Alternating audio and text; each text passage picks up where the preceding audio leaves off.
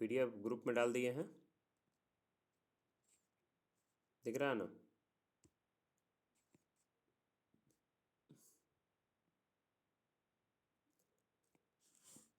चलिए, पहला सवाल है, प्राचीन भारतीय भौगोलिक मान्यता के अनुसार भारतवर्ष किस द्वीप का अंग था?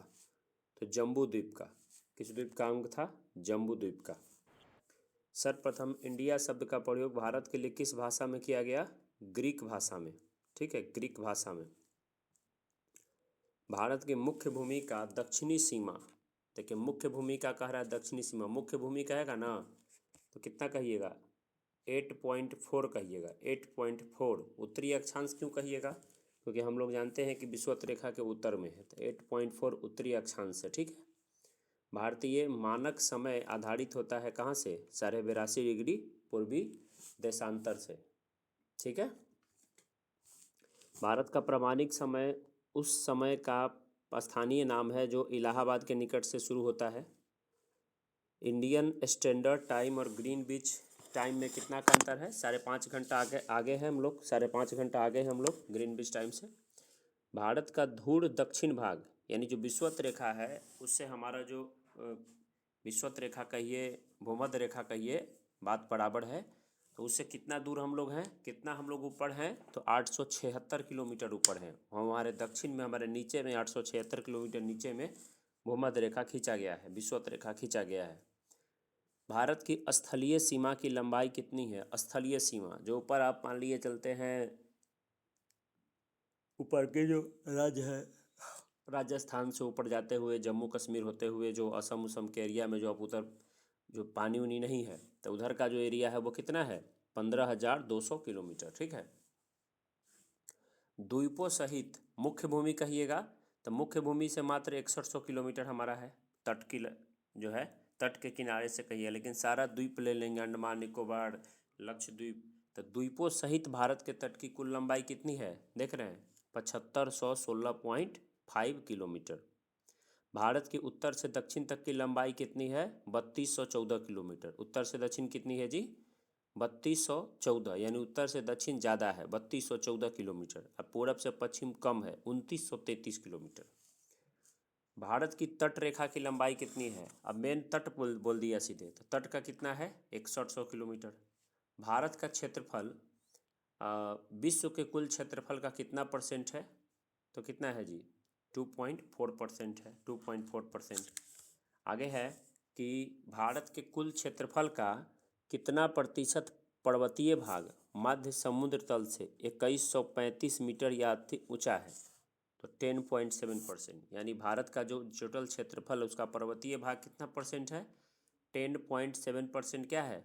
पर्वत है। क्या है? पर्वत कितना है जी? 10.7%। फिर बात करें संपूर्ण भारत के कितने प्रतिशत भूभाग पर पर्वत और पहाड़ी का विस्तार है? तो 29.3%। कितना परसेंट पे? 29.3%। अगला है संपूर्ण भारत के कितने प्रतिशत भूभाग पे पठार है? तो 27.7% पे क्या है? पठार है। तो पे आपने देखा कि पर्वत कहे तो 10.7%, पर्वत और पहाड़ी का विस्तार कहे तो 29.3%, पहाड़ी भी उसमें ऐड हो जाए तो। पठार कहे पठार तो 27.7%, मैदान कहे तो 43%। मैदान कितना परसेंट होगा? 43%। उसके बाद भारत का जो है प्रादेशिक जल सीमा समुद्र तट से कितना समुद्री मील है? बेस लाइन से प्रादेशिक जल सीमा कितना है? 12 मील है। लेकिन संलग्न क्षेत्र जहाँ भारत टैक्स ले सकता है, अपना इकोनॉमिक एक्टिविटी करता है, संलग्न क्षेत्र प्रादेशिक जल सीमा से आगे कितना होता है? 24 मील। 24 मील होता है। लेकिन भारत का एकांक आर्थिक क्षेत्र, ठीक है, तो ये जो होता है 200 मील तक होता है। मतलब उससे आगे भारत की सीमा क्या होती है जी? समाप्त हो जाती है। भारत की सीमा क्या होती है? उससे आगे समाप्त हो जाती है। भारत के कितने राज्य समुद्र के किनारे हैं? बताइए। 9 राज्य हैं समुद्र के किनारे। क्या? पश्चिम में कितने राज्य हैं? 5 राज्य। पूरब में 4 राज्य। वो सब जानते हैं आप। महाराष्ट्र है, गुजरात है, 2 हो गया, कर्नाटक है 3, केरल हो गया 4, और इधर क्या हो गया? और गोवा, 5 गो हो गया। इस साइड आ जाइए तो इधर कौन कौन है? इस साइड आ जाइए तो आपको पश्चिम बंगाल है, पश्चिम बंगाल तो नहीं, पश्चिम बंगाल नहीं, उड़ीसा है क्या, उसके बाद आंध्र प्रदेश है, उसके बाद तमिलनाडु है, और बंगाल भी होगा, तब ना चार को होगा, तो चारों इधर है। भारत के किस राज्य में सबसे लंबी मुख्य भूमि का तट है, तो गुजरात में है। किस में है? गुजरात में। उसके बाद बात करें कि निम्नलिखित भारतीय राज्यों में से किससे होकर कर्क रेखा नहीं गुजरती है, तो कर्क रेखा नहीं गुजरती है। कर्क रेखा कहाँ से गुजरती है, तो आपको पता है जो 8 राज्यों से कर्क रेखा गुजरता है। क्या हुआ?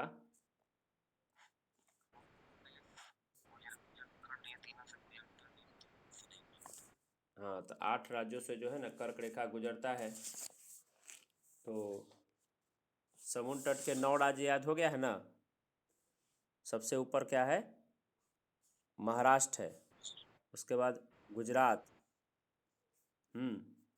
पहले गुजरात न ऊपर है, गुजरात है, तब महाराष्ट्र है, तब गोवा है, तब कर्नाटक है, केरल है, तमिलनाडु है, इधर का हो गया। और इधर आइए तो आंध्र प्रदेश, उड़ीसा, पश्चिम बंगाल, तमिलनाडु। तमिलनाडु भी इधर पश्चिम में है, तो ये 9 राज्य हो गया। ठीक है, ये याद रखिए, ये 9 परीक्षा में खूब पूछता है। फिर पूछेगा कौन सी किससे होकर कर्क रेखा नहीं गुजरता है, तो उत्तर प्रदेश से। तो आपको पता है जो कितने से कर्क रेखा गुजरता है, तो कर्क रेखा गुजरता है भारत के कितने राज्यों से? 8 राज्यों से गुजरता है। 8 राज्यों से आप पढ़ते ही हैं कि मित्र पर गमछा झार, क्या? मित्र पर गमछा झार। तो मी से मिजोरम, त से त्रिपुरा, मित्र पर से पश्चिम बंगाल, ग से गुजरात, म से मध्य प्रदेश, गमछा, छ से छत्तीसगढ़, झ से झारखंड, और र से राजस्थान। ठीक है, तो इतने से गुजरता है। ये आठों का आठों याद कर लेना। तो इसमें उत्तर प्रदेश हट गया। कौन सी अक्षांश रेखा भारत के मध्य से होकर गुजरती है, तो कौन सी गुजरती है जी? कर्क रेखा गुजरती है। कर्क रेखा भारत के कितने राज्यों से गुजरता है? 8 राज्यों से। किस राज्य से होकर कर्क रेखा नहीं गुजरता है, तो उड़ीसा से। अब इससे खूब सवाल पूछता है, आपको गलती होगा तो एकदम परीक्षा से फेलियर हो जाइएगा, क्योंकि ये सब गलती कोई भी विद्यार्थी परीक्षा में नहीं करता है, समझ गए? कोई गलती नहीं करता है। कितना बार तो हम पढ़ा दिए हैं, बोलिए आप लोग कितना बार पढ़ाए हैं जी? 10-20 बार पढ़ा दिए हम। भारत का वह राज्य जिससे होकर कर्क रेखा गुजरती है, झारखंड। देख रहे हैं, भारत की मुख्य भूमि का दक्षिणी नोक क्या कहलाता है? मुख्य भूमि का दक्षिणी नोक केप कैमोरिन कहलाता है, जो कन्याकुमारी में। क्या कहलाता है? Cape Comorin. Cape Comorin. Bharat के दक्षिण में सबसे सुदूरतम स्थल कौन है, तो इंदिरा पॉइंट। दक्षिण में सबसे सुदूरतम कौन है? इंदिरा पॉइंट। इंदिरा पॉइंट का अन्य नाम क्या है? पार्सन पॉइंट, लाहिचिंग पॉइंट, पिगमेलियन पॉइंट। कौन सा स्थान भूमध्य रेखा के निकट में है, तो इंदिरा पॉइंट। भूमध्य रेखा के निकट में कहेगा तो कौन होगा? इंदिरा पॉइंट। यानी सबसे लास्ट में कहे पॉइंट, तो क्या होगा? इंदिरा पॉइंट होगा सबसे लास्ट में। इसको क्या क्या नाम है? पार्सन पॉइंट, लाहिचिंग पॉइंट, पिगमेलियन पॉइंट, सब इसी का नाम है। साउथ मोस्टर्न पॉइंट कहे तो यही कहिएगा। मुख्य भूमि से कहे तो क्या कहिएगा? कन्याकुमारी। भारतीय भूमि का सर्वाधिक उत्तरी भाग कहे तो क्या है? इंदिरा कौल। अब उत्तर में जाइए तो सर्वाधिक उत्तरी कौन है जी? इंदिरा कौल है। और इंदिरा कौल कहाँ पड़ता है? लद्दाख में। भारत का दक्षिणतम स्थान इंदिरा पॉइंट कहाँ पर पड़ता है? अंडमान निकोबार द्वीप समूह में। दक्षिणतम स्थान यानी साउथ मोस्टर्न, इसके बाद नहीं है। भारत की मुख्य भूमि को, भारत की मुख्य भूमि को रामेश्वरम से कौन अलग करता है? भारत की मुख्य भूमि को रामेश्वरम द्वीप से कौन अलग करता है? तो पंबन चैनल अलग करता है। कौन चैनल अलग करता है? पंबन चैनल। आदम का पुल, एडम्स ब्रिज किन दो देशों के मध्य है? भारत और श्रीलंका के बीच। आदम का पुल किसके किसके बीच है? भारत और श्रीलंका के बीच। ठीक है। निम्नलिखित द्वीपों में से कौन सा एक 10 अंश जलमार्ग 10 डिग्री चैनल द्वारा आपस में अलग होता है? तो अंडमान निकोबार अलग होता है। कौन अलग होता है जी? अंडमान निकोबार। डंकन पास जो है किसके बीच है? Duncan pass. तो डंकन पास किसके बीच है? दक्षिणी अंडमान एवं छोटा अंडमान। ठीक है, डंकन पास किसके किसके बीच है? तो दक्षिणी अंडमान एवं छोटा अंडमान के बीच क्या है? डंकन पास है, डंकन पास। ठीक है, दक्षिणी अंडमान और छोटा अंडमान के बीच कौन है? डंकन पास है। वही सवाल को फिर ऐसे पूछ दिया है। दीव क्या है? दीव, तो दीव गुजरात के तट पे है। मैं दीव ही जा रहा था उस दिन, जो मैं सोमनाथ गया था। ठीक है, तो दीव में घूमने जा रहा था, तो एकदम कंफर्म है कि दीव कहाँ है? गुजरात के तट पर है, मेरा देखा हुआ है। भारत और श्रीलंका को अलग करने वाली जल राशि कौन है? तो पाक जल संधि। भारत श्रीलंका को कौन अलग करता है? पाक जल संधि। भारत तथा चीन के बीच सीमा बनाने वाली रेखा कौन है? मैकमोहन रेखा। भारत और चीन के बीच सीमा कौन रेखा बनाती है जी? मैकमोहन रेखा। भारत और पाकिस्तान के बीच रेड क्लिफ लाइन। आप लोग बोलते रहिए तो नींद नहीं आएगी, समझे? बोलिएगा तो नींद नहीं आएगा। बोलिए। भारत के सुदूर पूरब में कौन सा देश भारत के साथ सर्वाधिक लंबी अंतर्राष्ट्रीय सीमा बनाता है? पूरब में, तो पूरब में कौन बनाता है सीमा? म्यांमार बनाता है। पूरब में कौन सीमा बनाता है? म्यांमार बनाता है। हाँ, तो सुदूर पूरब में सीमा बनाता है भारत के साथ, म्यांमार बनाता है। ठीक है। उसके बाद बात करते हैं, कितना नंबर सवाल है? इतना। भारत और चीन के बीच सीमा निर्धारित करने वाली मैकमोहन रेखा किस प्रदेश के उत्तरी सीमा पर खींची गई है? तो कहिए अरुणाचल प्रदेश। कहाँ से खींची गई है? अरुणाचल प्रदेश। उसके बाद है, कौन सा देश भारतीय उपमहाद्वीप के अंतर्गत शामिल नहीं किया जाता है? श्रीलंका नहीं शामिल होता है, श्रीलंका नहीं होता है। किस देश के साथ भारत की अंतर्राष्ट्रीय सीमा नहीं है? तो श्रीलंका के साथ। किस भारतीय राज्य की समुद्र तटीय सीमा सबसे छोटी है? सबसे छोटा किसका होगा जी? गोवा का होगा। भारत की सबसे लंबी अंतर्राष्ट्रीय सीमा किस देश के साथ है? बांग्लादेश के साथ है ना, 4100 कुछ। सबसे छोटी स्थलीय सीमा भारत किस देश के साथ बनाता है? भूटान के साथ, सबसे छोटा, इस ऑप्शन के अनुसार। ऑप्शन नहीं रहेगा, ऑप्शन में अगर अफगानिस्तान रहेगा तो किसके साथ हम लोग, ये तो दे, भारत सबसे छोटी स्थलीय सीमा भारत किस देश के साथ? भारत किस, भूटान के साथ। हैं?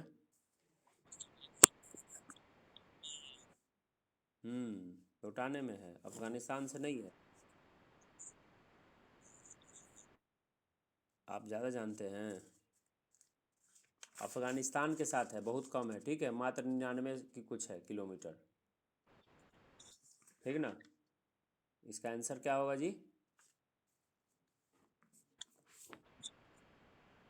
अफगानिस्तान दिया है ऑप्शन में ना, इसमें ऑप्शन में है ना, ऑप्शन में दिया है। तो दिया है तो क्या होगा बताइए? भारत और अफगानिस्तान के साथ 106 किलोमीटर है। मैं पूरा सीमा आपको बताता हूँ, जान जाइए। देखिए, भारत बांग्लादेश के साथ सबसे ज़्यादा है, 4096 है, ठीक है। भारत और चीन के साथ, एकदम कंफर्म बता रहा हूँ, भारत और चीन के साथ 3488 है किलोमीटर, ठीक है। भारत पाकिस्तान के साथ 3323 है। भारत नेपाल के बीच 1751 है। भारत और म्यांमार के बीच 1643 है। भारत भूटान के बीच कितना है? 699 किलोमीटर। और भारत अफगानिस्तान के बीच 106 किलोमीटर। तो इसका आंसर क्या हो जाएगा? अफगानिस्तान के साथ। ठीक है, आगे चलिए। भारत के निम्नलिखित भौगोलिक, तो इसका आंसर गलत मार दिया गया है, रंग दिया गया है, गलत आंसर है। उसको अफगानिस्तान कर लेंगे, सबसे छोटा हम लोग अफगानिस्तान के साथ बनाते हैं। भारत की, हाँ? गलत दिया है, गलत दिया है तो उसको काट देना है ना। पढ़ते हैं हम लोग, काहे जी, कुछ पढ़ लेंगे। भारत के निम्नलिखित भौगोलिक प्रदेशों में से विभाजित किया जा सकता है। भारत को निम्नलिखित भौगोलिक प्रदेशों में विभाजित किया जा सकता है। तो क्या है? तो उत्तर पर्वतीय प्रदेश, बृहत मैदानी प्रदेश, दक्षिण प्रायद्वीपीय प्रदेश और सागर तटीय प्रदेश। कोई भी सवाल में कन्फ्यूजन होगा तो उसको दूर करने के लिए ना आप लोग ये सुबह सुबह जग के पढ़ रहे हैं कि गलते पढ़ने के लिए। भारत का कौन सा भू आकृतिक विभाग प्राचीनतम है? तो प्रायद्वीपीय पठार जो भारत का है, जो 3 तरफ से पानी से घिरा हुआ जो प्रायद्वीपीय भारत है, उसके अंतर्गत जो प्रायद्वीपीय पठार है वो सबसे पुराना प्राचीनतम भाग है भारत में, ठीक है। गारो खासी और जयंतियाँ, गारो खासी और जयंतिया की उत्पत्ति की दृष्टि से किसका भाग है? तो यही प्रायद्वीपीय पठार का भाग है, गारो खासी और जयंतियाँ। लेकिन ये कैस किस गैप के द्वारा अलग होता है, पूछता है परीक्षा में, तो कौन कहिएगा? मालदा गैप के द्वारा। कैसे अलग होता है? मालदा गैप के द्वारा ये अलग होता है। कौन सा तट, कौन सा तट पश्चिमी तट का भाग नहीं है? तो इसमें दे रहा है कोरोमंडल तट। तो पूर्वी तट में कोरोमंडल तट है, पश्चिमी तट में कोंकण तट है, काठियावाड़ तट है, मालाबार तट है, ये सब पश्चिमी तट में पड़ता है, ठीक है। और ये देखिए, जैसे मैंने बताया था कि 12 समुद्री बिल, 24 समुद्री बिल, ये आप लोग को फिर से बता देता हूँ एक बार, कि 12 समुद्री बिल को टेरिटोरियल सी बोलते हैं। यानी उसको कहिए कि आधार रेखा जो है ना, भारत का जो बेस लाइन है, समुद्र किनारे से जो बेस लाइन है, उससे 12 समुद्री मील, और एक समुद्री मील में 1.8 किलोमीटर होता है, यानी 1800 मीटर। तो ये 12 समुद्री मील गुने 1.8 कर दी, यानी इतना किलोमीटर की दूरी में भारत का जो है ना संपूर्ण अधिकार होता है। ठीक है, संपूर्ण अधिकार होता है, इसलिए इसको कहते हैं आंतरिक जल, इंटरनल वाटर कहते हैं। और फिर 24 समुद्री मील तक कंटीजेनस जोन होता है, संलग्न क्षेत्र होता है। तो इसमें भारत क्या करेगा? साफ सफाई करेगा, सीमा शुल्क वसूलेगा और वित्तीय अधिकार भारत को प्राप्त होगा। फिर EEZ बोलते हैं, फिर जो 200 समुद्री मील तक को क्या बोलते हैं? EEZ बोलते हैं, यानी एक्सक्लूसिव इकोनॉमिक जोन बोलेंगे। भारत को वैज्ञानिक अनुसंधान और नया द्वीप के निर्माण और प्राकृतिक संसाधन के विदोहन का है। उसके बाद हाई सागर शुरू होता है, जहाँ सभी राष्ट्रों का क्या होता है? समान अधिकार होता है। समझ गए? हाँ, तो मैं बात कर रहा था भारत का पूर्वी समुद्री तट किस नाम से जाना जाता है? तो कोरोमंडल तट। कौन पश्चिमी तट का भाग नहीं है? तो कोरोमंडल तट। पश्चिमी का भाग है कोंकण तट, मालाबार तट और काठियावाड़ तट। कोंकण तट कहाँ से कहाँ है? तो गोवा से जब जाइएगा दमन तक, तो कौन सा तट कहते हैं गोवा से दमन को? कोंकण तट कहते हैं। गोवा से दमन को कौन तट कहते हैं? कोंकण तट। लक्षद्वीप समूह में द्वीपों की उत्पत्ति किस प्रकार से हुई है? प्रवाल उत्पत्ति से। प्रवाल उत्पत्ति से हुई है। भारतीय क्षेत्र में दो ज्वालामुखी कौन कौन है जी? बैरम है और साथ में कौन है? बैरन और नारकोंडम। न्यू मूर द्वीप कहाँ है? न्यू मूर द्वीप बंगाल की खाड़ी में है। मैं आपको बताता हूँ बार बार, जो न्यू मूर द्वीप का विवाद है भारत और किसके बीच? बांग्लादेश के बीच। ठीक है, तो ये है न्यू मूर द्वीप विवाद। कौन एक द्वीप है? तो दीव। दीव क्या है? दीव एक द्वीप है। जो दीव कहाँ पड़ता है जी? गुजरात में। क्या स्वतंत्रता से पूर्व वहाँ लोग खूब घूमने जाता है। स्वतंत्रता से पूर्व कौन सा भारतीय क्षेत्र काला पानी के नाम से जाना जाता था? अंडमान निकोबार द्वीप समूह को क्या बोलते थे? काला पानी का सजा होता था तो वहीं भेज देता था। ठीक है। लक्षद्वीप द्वीप समूह कहाँ स्थित है? अरब सागर में। लक्षद्वीप कहाँ है जी? अरब सागर में। द्वीप कहाँ है? द्वीप द्वीप है खंभात की खाड़ी में। किस खाड़ी में है? खंभात की खाड़ी में। कौन सा द्वीप भारत और श्रीलंका के मध्य है? रामेश्वरम। भारत और श्रीलंका के बीच है रामेश्वरम। लक्षद्वीप पे कितना द्वीप समूह है? 36 द्वीप समूह है। लक्षद्वीप में कितना द्वीप समूह है? 36 द्वीप समूह है। थार मरुभूमि कहाँ है? राजस्थान में। कहाँ है थार मरुभूमि? राजस्थान में। दक्षिण गंगोत्री क्या है? अंटार्कटिका में स्थापित भारतीय वैज्ञानिक अनुसंधान केंद्र को क्या बोलते हैं? दक्षिण गंगोत्री। वर्तमान में भारत के किस स्थान को सफ़ेद पानी के नाम से जाना जाता है? सियाचिन को। सफ़ेद पानी किसको कहते हैं? सियाचिन को। हैदराबाद का जुर्बा नगर कौन है? सिकंदराबाद। हैदराबाद का जुर्बा नगर कौन है जी? सिकंदराबाद है। कोची का जुर्बा नगर कौन है? अनराकुलम। कौन है कोची का? अनराकुलम। लद्दाख राज्य का वह हिस्सा जिस पर चीन का अधिकार है क्या कहलाता है? अक्साई चीन कहलाता है। भारत का एकमात्र शीत मरुस्थल लद्दाख है। भारत का एकमात्र शीत मरुस्थल लद्दाख है। भारत का क्षेत्रफल कितना है? 32,87,263 किलोमीटर। भारतीय उपमहाद्वीप मूलतः एक विशाल भूखंड का भाग है जिसे गोंडवाना लैंड कहते हैं। गोंडवाना लैंड की भूमि टूट करके प्लेट अफ्रीका में चला गया और उसका छोटा सा टुकड़ा बचा हुआ है गुजरात से लगा, उसको गिर का वन कहते हैं। ठीक है, गिर का वन कहते हैं। तो वही गोंडवाना लैंड का हिस्सा है हमारा भूभाग। ठीक है। कौन सा भारतीय राज्य कर्क रेखा के उत्तर में है? कर्क रेखा के उत्तर में देख लीजिए, स्पष्ट आपको कर्क रेखा के उत्तर में मणिपुर दिखेगा। ये सवाल परीक्षा में डायरेक्ट ये सवाल रख देता है, सीधा का सीधा। तो कर्क रेखा के उत्तर में क्या है जी? कर्क रेखा के उत्तर में मणिपुर है, साफ साफ दिखता है जब आप मैप देखिएगा तो। कौन सा नगर कर्क रेखा के निकटतम दूरी पर है? तो निकटतम दूरी पर कौन है? अगरतला है। कर्क रेखा के निकटतम दूरी पर कौन है? अगरतला है। कौन सा कथन सत्य है? तो कहता है भारत पूर्णतः उत्तरी गोलार्ध में है। भारत की आकृति चतुष्कोणीय है। क्षेत्रफल की दृष्टि से भारत विश्व का 7वां और जनसंख्या की दृष्टि से दूसरे स्थान पर है। सभी सही है। जनसंख्या की दृष्टि से अब नंबर 1 पे भारत हो गया है। कौन सा कथन असत्य है? तो भारत के क्षेत्रफल का 48% भाग मैदानी है। देखिए 1% के चक्कर में इसको गलत कर दिया। कितना परसेंट मैदानी था? 47%। भारत का अक्षांशीय विस्तार 8 डिग्री 4 उत्तर से 37 डिग्री 6 उत्तर था, ये भी सही है। पर्वतीय पर्वत 29.3% है। पठार 27.7% है, ये सब सही है। भारत के मैदान के बारे में क्या असत्य है? इस मैदान की मिट्टी चर्नोजम प्रकार का है, ये क्या है? यही गलत है। भारत में उत्तर के मैदान की मिट्टी चर्नोजम प्रकार का दिया है, यही क्या है? गलत है। भारत की भौगोलिक स्थिति के बारे में क्या सही है? तो ये विषुवत रेखा के उत्तर में है, सबको पता है। ठीक है। 8 डिग्री 4 उत्तर से 37 डिग्री 6 उत्तरी अक्षांश के बीच है, ये भी सही है। 68 डिग्री 7 पूरब से 97 डिग्री 25 पूर्वी देशांतर के बीच है, ये भी सही है। किस भारतीय राज्य की सीमा सर्वाधिक राज्यों की सीमा को स्पर्श करता है? तो उत्तर प्रदेश। उत्तर प्रदेश की सीमा कितने राज्य और केंद्र शासित प्रदेश? तो दिल्ली एक केंद्र शासित प्रदेश को लेकर के कहिएगा तो 9 को स्पर्श करता है, उन्हें राज्य कहिएगा तो 8 को। भारत में कितने राज्य व केंद्र शासित प्रदेश हैं वर्तमान में जी? 28 राज्य और 8 केंद्र शासित प्रदेश। न्यू मूर द्वीप विवाद किसके किसके बीच है? बताए थे ना, भारत और बांग्लादेश के बीच में न्यू मूर द्वीप का विवाद है। भारत विश्व के 2.4% क्षेत्रफल में भारत है। भारत दुनिया की कितने जनसंख्या के साथ है? 17.5%। कितना जनसंख्या? 17.5%।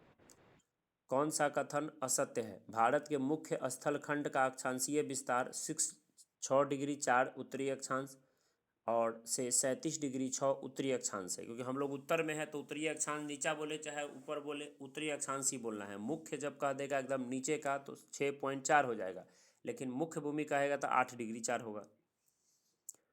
कौन सा कथन असत्य है? तो पाक जल संधि भारत और पाकिस्तान के बीच है, गलत है। पाक नाम देकर के फंसा रहा है, भारत और श्रीलंका के बीच है। भारत का दक्षिणतम बिंदु पिग्मलियन पॉइंट कहलाता है, जिसको पार्सन पॉइंट या इंदिरा पॉइंट भी कहते हैं। भारत की कुल समुद्री सीमा का लंबाई 7516.5 किलोमीटर है। कौन सी रेखा भारत की प्रामाणिक यामी-उत्तर रेखा है? 82.5 डिग्री ईस्ट। भारत स्थित है अक्षांश 8 डिग्री 4 उत्तरी से 37 डिग्री 6 उत्तरी अक्षांश। देशांतर कहेगा तो 68 डिग्री 7 पूर्वी से 68 डिग्री 7 पूर्वी से 97 डिग्री 25 पूर्वी के मध्य है। भारत किस गोलार्ध में है? तो उत्तर और पूर्वी गोलार्ध में। किस गोलार्ध में? उत्तर और पूर्वी गोलार्ध में। रोमन भाई ये रिकॉर्ड हो रहा है, साथ में यूट्यूब पर भी डाला जा रहा है, ठीक है। कौन सा क्षेत्र है जिसकी सीमा मिजोरम से नहीं लगी हुई है? तो मिजोरम से सीमा किसकी नहीं लगी हुई है? तो आप देख रहे हैं कि आपको ऑप्शन है नागालैंड, म्यांमार, असम और त्रिपुरा, ठीक है। तो मिजोरम से किसकी सीमा नहीं लगी है? तो नागालैंड का सीमा मिजोरम से नहीं लगा है। म्यांमार का लगा है, असम का लगा है और किसका लगा है? त्रिपुरा का लगा है। कौन सा क्षेत्र है जिसकी सीमा अरुणाचल प्रदेश से नहीं लगी है? तो असम है, नागालैंड है, भूटान है और मणिपुर है। तो मणिपुर जानते हैं नीचा में है, अरुणाचल प्रदेश सबसे ऊपर में है, तो इससे स्पर्श नहीं करता है। किस राज्य की सीमा महाराष्ट्र राजस्थान से सटा हुआ नहीं है? तो महाराष्ट्र का। ये सब आप जब तक मैप नहीं खरीद कर रखिएगा, इस सवाल को कभी कोई याद नहीं बना सकता है, रट के नहीं बन सकता है। आज बनेगा कल बदल देगा, गलत हो जाएगा, इसलिए एक मैप रखिए, देखिए बार बार। किस राज्य की सीमा मध्य प्रदेश की सीमा के साथ नहीं मिलती है? तो उड़ीसा का। कौन सा राज्य को पहले नेफा कहते थे? North East Frontier Agency. Arunachal Pradesh को कहते थे। किसको कहते थे? अरुणाचल प्रदेश को कहते थे नेफा। पोर्ट ब्लेयर स्थित है दक्षिणी अंडमान में। पोर्ट ब्लेयर कहाँ है? दक्षिणी अंडमान में। कौन सा भारतीय द्वीप बंगाल की खाड़ी में है? तो अंडमान और निकोबार। इंदिरा पॉइंट किसका दक्षिणी नोक है? अंडमान निकोबार द्वीप समूह का दक्षिणी नोक क्या है? इंदिरा पॉइंट। राम सेतु कहाँ पर स्थित है? पाक जलडमरू मध्य में। राम सेतु कहाँ है? पाक जलडमरू मध्य में राम सेतु। भारत की सबसे बड़ी सुरंग जवाहर सुरंग किस राज्य या केंद्र शासित प्रदेश में है? तो जम्मू कश्मीर में है जवाहर सुरंग। ओडिशा में एपीजे अब्दुल कलाम के नाम पर किस द्वीप का नाम है? व्हीलर द्वीप। कौन सा द्वीप है? व्हीलर द्वीप। सियाचिन क्या है? भारत और पाकिस्तान के बीच हिमनद सीमांत क्षेत्र है सियाचिन। सियाचिन ग्लेशियर क्षेत्र के ऊपर किसके मध्य झगड़ा है? भारत और पाकिस्तान के बीच। सियाचिन ग्लेशियर भारत के किस राज्य या केंद्र शासित प्रदेश में है? तो लद्दाख में है। भारत की सुदूर दक्षिण भौगोलिक इकाई क्या है? निकोबार द्वीप समूह है। कौन सा द्वीप समूह है? निकोबार द्वीप समूह। किस आधुनिक भारतीय राज्य में कोंकण, मराठावाड़ा और विदर्भ का क्षेत्र आता है? तो महाराष्ट्र में। कोंकण, मराठावाड़ा और विदर्भ का क्षेत्र आता है तो महाराष्ट्र में। भारत के निम्नलिखित राज्यों में उससे से पहचानिए जहाँ से कर्क रेखा गुजरती है और उन्हें पूरब से पश्चिम के क्रम में सजाइए। पूरब से पश्चिम के क्रम में सजाने के लिए कह रहा है और साथ में कह रहा है जहाँ से कर्क रेखा गुजरता है, यानी पहले पूरब चलिए तब सजाइए। तब पूरब में देख लीजिए, पहले कौन है? पश्चिम बंगाल, ठीक है, पश्चिम बंगाल हो गया।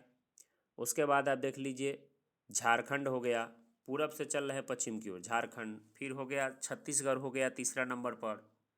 फिर आपको हो गया मध्य प्रदेश हो गया, और फिर हो गया गुजरात हो गया। तो ऐसे इसको सजा लेना है, कोई भी सजा सकता है जो एक बार मैप देखेगा।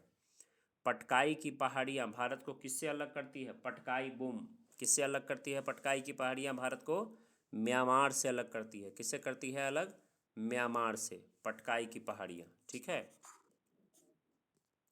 उसके बाद है राज्य समूह जिसकी मणिपुर की सीमा लगती है। तो सबसे ऊपर है अरुणाचल प्रदेश, उसके नीचा में नागालैंड, तब असम, और तब मिजोरम। चार से लगता ही है। नहीं, मणिपुर पूछा है, हम म्यांमार का सीमा बता दिए। म्यांमार का सीमा लगता है अरुणाचल प्रदेश से, नागालैंड से, मणिपुर से और मिजोरम से। अरुणाचल प्रदेश, नागालैंड, मणिपुर और मिजोरम म्यांमार का सीमा। लेकिन यहाँ पूछा है किसका? मणिपुर का सीमा। तो नागालैंड, असम और मिजोरम। एक तो देखिए, जो पूर्वोत्तर का पूछेगा ना, तो सब में असम रहेगा ही, असम सबसे लगता है। भारत और पाकिस्तान के बीच की सीमा का निर्धारण किसने किया? Sir Cyril John Radcliffe. ठीक है। कौन सा राज्य तीन तरफ से बांग्लादेश से घिरा हुआ है? सबसे ज़्यादा पूछा जाने वाला सवाल, तो क्या कहिएगा? त्रिपुरा। कौन सा भारतीय राज्य बांग्लादेश के साथ अपनी सीमा साझा नहीं करता? तो मणिपुर नहीं करता है। मैंने याद कराया था, जब बांग्लादेश को सब कुछ देना है, मनी नहीं देना है, बताए थे। तो बांग्लादेश के साथ कौन कौन सीमा साझा करता है अपने देश का? तो आप जानते हैं, जब बांग्लादेश के साथ सीमा साझा करता है, 5 राज्य करता है भारत का। ठीक है। जिसमें असम, देखिए असम पूर्वोत्तर के सबसे सटा हुआ है, तो असम बांग्लादेश से सटेगा। फिर म वाला दू गो रहेगा, म वाला खाली मणिपुर ही ऑप्शन में देगा फंसाने के लिए, तो मणिपुर कहियो नहीं, मेघालय मिजोरम रहेगा। तो 3 गो हो गया। तीन तरफ से त्रिपुरा से घिरा हुआ है, तो 4 गो हो गया। एक पश्चिम बंगाल हो गया, 5 गो हो गया। ठीक है। और सबसे ज़्यादा पूछे सीमा कि बांग्लादेश किसके साथ लगाता है, तो कहिएगा पश्चिम बंगाल के साथ। 2217 किलोमीटर सीमा लगता है किसके साथ? बांग्लादेश का, पश्चिम बंगाल के साथ। ठीक है। तो यहाँ पर मणिपुर हो गया, यही ऑप्शन में बार बार देता है। पाकिस्तान की सीमा से लगे हुए भारतीय राज्य, पाकिस्तान से पूछ दिया। तो पाकिस्तान में अब स्थिति बदल चुका है। ठीक है, क्योंकि अब आप देख चुके हैं पाकिस्तान से कौन कौन स्पर्श कर रहा है। तो जम्मू कश्मीर कर रहा है और लद्दाख कर रहा है। दो गो केंद्र शासित प्रदेश हो गया, जम्मू कश्मीर लद्दाख। फिर राजस्थान हो गया, पंजाब हो गया और गुजरात हो गया। कौन कौन हो गया? राजस्थान, पंजाब और गुजरात। तो 5 गो हो गया। तो कहता है पाकिस्तान से लगा हुआ कौन हो गया? तो वो लद्दाख भी इस ऑप्शन में एक्स्ट्रा लिखा हुआ पहले से ही है। क्या? अरब सागर में स्थित भारतीय द्वीपों में सर्वाधिक महत्वपूर्ण विशेषता क्या है? अरब सागर में जो भी है वो किसका बना है? प्रबाल उद्गम के बने हुए हैं। भारत का पूर्वतम यानी स्थान किस राज्य में स्थित है? अरुणाचल प्रदेश में, सबसे पूर्व में। भारत का सुदूर पूर्वी बिंदु है किबीथू, अरुणाचल प्रदेश में। कौन है? किबीथू। भारत के किस भाग में बैरन ज्वालामुखी है? अंडमान निकोबार द्वीप समूह में। बैरन ज्वालामुखी कहाँ है? अंडमान में। दिसंबर 2018 में हैवलॉक द्वीप का नया नाम क्या कर दिया गया? स्वराज द्वीप कर दिया गया। कौन से भारतीय राज्य में प्रातः काल में सूर्य की किरण सबसे पहले पड़ती है? तो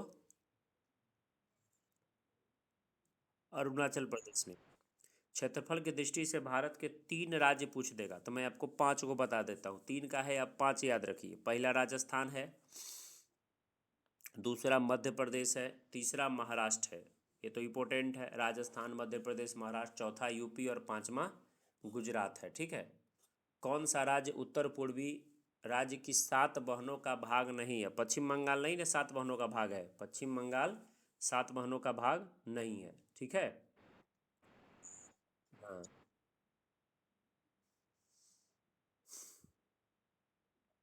ठीक है, पश्चिम बंगाल नहीं है। भारत का सबसे अधिक विस्तृत भू आकृतिक प्रदेश कौन है? दक्षिण का पठार। कौन है? दक्षिण का पठार। उसके बाद भारत के किस राज्य की सीमा नेपाल, भूटान और चीन से मिलती है? तो सिक्किम का सीमा तीनों से मिलता है। नेपाल, भूटान और चीन तीनों से किसका सीमा मिलता है? सिक्किम का। कौन सा महत्वपूर्ण अक्षांश भारत को लगभग 2 बराबर भागों में बांटता है? 23.5 डिग्री उत्तरी अक्षांश भारत को क्या बांटता है? 23.5 डिग्री उत्तरी अक्षांश। वो जो कर्क रेखा जो है, भारत को बांटता है 2 बराबर भागों में। भारत का सुदूर पश्चिम बिंदु तो क्या होगा? 68.7 डिग्री पूर्वी गुजरात में होगा। क्योंकि कैसे पूरब कैसे होगा? तो आपको पता है कि देशांतर के हम लोग क्या हैं? पूरब के देश है, तो पूरब में होगा। अरावली एवं विंध्य श्रृंखलाओं के मध्य कौन सा पठार है? तो मालवा का पठार। अरावली और विंध्य श्रृंखलाओं के बीच कौन सा पठार है? मालवा का पठार। भारत के पश्चिम बिंदु का नाम बताइए। गुहार मोती। पश्चिम बिंदु का नाम क्या है? गुहार मोती। ठीक है। आंध्र प्रदेश की नई राजधानी अमरावती है। उत्तर भारत में उप हिमालय क्षेत्र के सहारे फैले समतल मैदान को क्या प्रदेश कहते हैं? कौन सा प्रदेश? भाबर प्रदेश। कोड़ी निवेशिका यानी कोड़ी क्रीक कहाँ पर है? कच्छ के लिटिल रन में क्या है? कोड़ी क्रीक। कोड़ी क्रीक कहाँ है? कच्छ के लिटिल रन में। कौन सा क्रीक है? कोड़ी क्रीक है। भारत के कितने राज्य संघ शासित क्षेत्रों की दो से अधिक अंतर्राष्ट्रीय राजधानी है? तो कितने कहिएगा? 4 गो का है। दो से अधिक अंतर्राष्ट्रीय राजधानी किसका है जी? 4 का है, दो से अधिक अंतर्राष्ट्रीय राजधानी। ठीक है। तो किसका किसका 4 का है, दो से अधिक अंतर्राष्ट्रीय राजधानी? तो आप देख लीजिए, मैं आपको बता भी देता हूँ किसका किसका है। तो आप एक देख लीजिए, पश्चिम बंगाल। पश्चिम बंगाल भूटान से भी सीमा लगाता है। पश्चिम बंगाल लगाता है ना। और पश्चिम बंगाल नेपाल से भी सीमा लगाता है। तो 2 गो जगह से पश्चिम बंगाल का सीमा हो गया जी। और बांग्लादेश से भी लगाता है। 3 जगह से तो खाली पश्चिमी बंगाल का सीमा लग गया। देख लिए। तो एक तो आपने पश्चिम बंगाल देखा कि 3 से लगाता है। किससे किससे सीमा पश्चिम बंगाल लगाता है? बांग्लादेश से। ठीक है। उसके बाद किससे लगाता है? नेपाल से। और उसके बाद पश्चिम बंगाल सीमा लगाता है भूटान से। देख लिए। अब हम बात करते हैं, जैसे दूसरा कौन है जो लगाता है? आप बताइए, मैं तो बता ही रहा हूँ। दूसरा एक सिक्किम की बात करें तो सिक्किम चीन से सीमा लगाता है क्या? उसके बाद सिक्किम की बात करें तो सिक्किम किससे सीमा लगाता है? भूटान से लगाता है। हम्म। हाँ। हाँ, नेपाल से लगाता है। अरे नेपाल से कहाँ सिक्किम लगा, हाँ लगाता है ठीक है, नेपाल से लगाता है। 3 से ही भी लगाता है, तो 3 3 वाला 2 हो गया। और कौन कौन लगाता है? उत्तराखंड को देख लीजिए। उत्तराखंड चीन से भी सीमा लगाता है। और उत्तराखंड किससे सीमा लगाता है? नेपाल से लगाता है, तो उत्तराखंड भी हो गया। और बताइए आप लोग कौन है? 3 गो तो हो गया यही। हम्म। मेघालय देख लीजिए, बांग्लादेश से सीमा लगाता है। और मेघालय किससे लगाता है? मेघालय बस बांग्लादेश से लगाता है। मेघालय बस बांग्लादेश से लगाता है। अरुणाचल प्रदेश भूटान से लगाता है। और अरुणाचल प्रदेश चीन से लगाता है। अरुणाचल प्रदेश भी पकड़ा गया। 4 गो तो यही हो गया। तो कितना नंबर सवाल था ये? 129 नंबर। जो भारत के कितने से राज्य संघ से, तो 4 तो मैंने गिना ही दिया। पटकाई बूम पहाड़ी भारत के किस भाग में है? तो भारत के पूर्वी भाग में है पटकाई बूम। किस भाग में है पटकाई बूम? पूर्वी भाग में। पश्चिमी घाट क्या है? पठारों का ढाल है। पश्चिमी भाग क्या है? पठारों का ढाल है, ढलान है। विश्व का सबसे बड़ा नदी द्वीप माजुली कहाँ पड़ता है? असम में। कहाँ पड़ता है माजुली? असम में। शिव समुद्रम किस नदी शिव समुद्रम किस नदी द्वारा बनाया गया द्वीप है? तो कावेरी नदी द्वारा। भारतीय मानक समय का याम्योत्तर नहीं गुजरता है। कहाँ से नहीं? महाराष्ट्र से नहीं गुजरता है। भारतीय मानक समय की गणना कहाँ से शुरू करते हैं? अच्छा, भारतीय मानक समय का याम्योत्तर महाराष्ट्र से नहीं गुजरता है। तो सुन लिए कहाँ कहाँ से गुजरता है, ये भी तो जान लीजिए। तो मैं आपको बताता हूँ कि 5 जगह से गुजरता है, 5 राज्य से, जिसमें 3 गो राज्य जो है उसका नाम है प्रदेश। उत्तर प्रदेश, मध्य प्रदेश और आंध्र प्रदेश। कौन कौन है? उत्तर प्रदेश, मध्य प्रदेश और आंध्र प्रदेश। और मध्य प्रदेश से एक अलग हुआ था छत्तीसगढ़, तो वो भी है 4 गो। एगो 5वां हो गया उड़ीसा। तो कितने जगह हो गया? 5 जगह से हो गया। याद हो गया? 3 गो प्रदेश, उत्तर प्रदेश, मध्य प्रदेश, आंध्र प्रदेश। मध्य प्रदेश से अलग हुआ था कौन? छत्तीसगढ़, तो वो भी हो गया, 4 हो गया। और उड़ीसा 5 हो गया। तो अब इसको सवाल को बना लीजिए, कैसा भी पूछे। पूछा भारतीय मानक यामी उत्तर कहाँ से नहीं गुजरता है, तो अंधा भी बना लेगा। भारतीय मानक समय की गणना कहाँ से करते हैं? तो वही उत्तर प्रदेश के इलाहाबाद के मिर्ज़ापुर से। प्रायद्वीपीय भारत का सबसे दक्षिणी बिंदु किस पहाड़ी से चिन्हित होता है? तो नीलगिरी से। तमिलनाडु व आंध्र प्रदेश के तट को क्या बोलते हैं? कोरोमंडल तट। भारत प्रमुखतः एक उष्णकटिबंधीय देश कहलाता है। कारण है अक्षांशीय विस्तार के कारण। किसके कारण? अक्षांशीय विस्तार के कारण कहलाता है। भारतवर्ष विश्व में आकार में कैमा है? दुनिया में 7वां है। भारत 7वां है। भारत के किस समुद्र मार्ग की खोज का श्रेय जाता है? तो समुद्र मार्ग से भारत का खोज कौन किया था? पुर्तगाली किया था, वास्को डिगामा। पूर्वी तटीय मैदान का अन्य नाम है कोरोमंडल तटीय मैदान। भारत के भौगोलिक मानचित्र कौन तैयार करता है? तो भारतीय सर्वेक्षण। भारत का पड़ोसी देशों के मध्य अंतर्राष्ट्रीय सीमा के विस्तार का आरोही क्रम बताइए। तो नेपाल है, पाकिस्तान है, चीन है और बांग्लादेश है। ठीक है। 8 डिग्री चैनल किसको अलग करता है? लक्षद्वीप को मालदीव से अलग करता है। 8 डिग्री चैनल किसको अलग करता है? लक्षद्वीप से मालदीव को अलग करता है 8 डिग्री चैनल। ठीक है।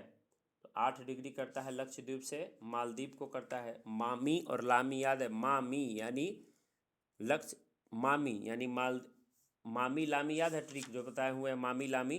तो मामी यानी मालदीव को मिनी काय से 8 डिग्री चैनल। ठीक है। तो यही लक्षद्वीप को मालदीव कहिए, मतलब मालदीव से मिनी काय। तो लक्षद्वीप में क्या है? मिनी काय है ना।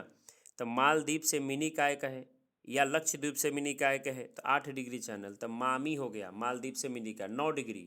तो लामी यानी लक्षद्वीप से मिनी काय तो 9 डिग्री। छोटा अंडमान को कार निकोबार से, ठीक है, कौन अलग करता है? 10 डिग्री चैनल। ठीक है, ये सब याद रखिए। तमिलनाडु और श्रीलंका के मध्य कौन स्टेट है? पाक स्टेट है। तमिलनाडु और श्रीलंका के मध्य कौन खाड़ी है? पाक की खाड़ी है। तमिलनाडु और श्रीलंका के बीच कौन खाड़ी है? मन्नार की खाड़ी है। ये सब याद रखना है। लक्षद्वीप व मालाबार तट के मध्य कौन सा सागर है? लक्षद्वीप सागर है। सुमात्रा एक जगह पड़ता है इंडोनेशिया में। तो सुमात्रा व निकोबार, सुमात्रा व अपना जो अंडमान निकोबार है, तो सुमात्रा व निकोबार के बीच में कौन सा चैनल है? तो ग्रैंड चैनल है। ये सब याद रखना है। ठीक है। भारत के राज्यों में से कौन सा एक युग्म सबसे पूर्वी और सबसे पश्चिमी है? सबसे पूर्व में अरुणाचल प्रदेश और सबसे पश्चिम में कौन है? गुजरात है। ठीक है।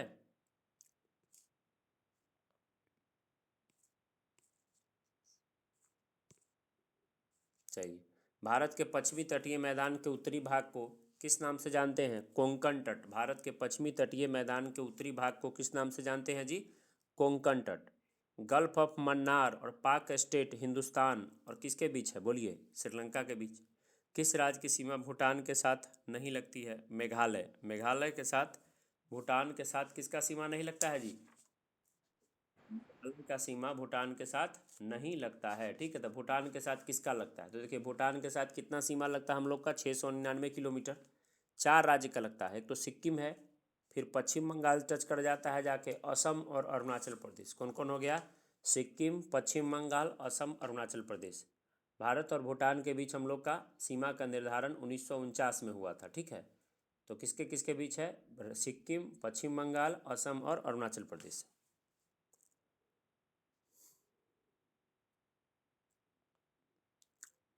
कितना नंबर सवाल है? भूटान के साथ, हाँ, 151 नंबर। 152 आइए। मन्नार की खाड़ी किसके तट के साथ है? तो तमिलनाडु के तट के साथ। चेरापूंजी है खांसी की पहाड़ी में। चेरापूंजी कौन पहाड़ी में है? खांसी की पहाड़ी। कोरोमंडल समुद्री तट किस राज्य में स्थित है? तमिलनाडु में। कोरोमंडल कहाँ है जी? तमिलनाडु में। संरचना की दृष्टि से मेघालय जिसका भाग है वो दक्कन का पठार है। मेघालय किसका भाग है? दक्कन के पठार का। अगरतला किस भारतीय राज्य की राजधानी है? अगरतला किसकी राजधानी है? त्रिपुरा की राजधानी है। अगरतला किसकी राजधानी है? मिजोरम किसकी राजधानी है? आइजोल। पणजी किसकी? तो गोवा। बुंगयाल हिमालय की ढलानों की ऊंचाई पर पाए जाने वाले घास और चारागाह है। ये बुंगयाल कहाँ है? तो उत्तराखंड में। कौन सा भारत का जुड़वा शहर नहीं है? तो जुड़वा शहर याद कर लीजिए। अहमदाबाद, गांधीनगर जुड़वा शहर है। हुबली और धारवाड़ जुड़वा शहर है। कटक और भुवनेश्वर जुड़वा शहर है। किस क्षेत्र में प्रवाल भित्ति नहीं पाई जाती है? तो लक्षद्वीप में है, बंगाल की खाड़ी में है, कच्छ की खाड़ी में है, कैम्बे की खाड़ी में नहीं है। कहाँ है? कैम्बे की खाड़ी में नहीं है। तो भारत का जो सामान्य परिचय है, ये चैप्टर आपका क्या हो गया जी? कंप्लीट हो गया। अब हम लोग क्या चलेंगे?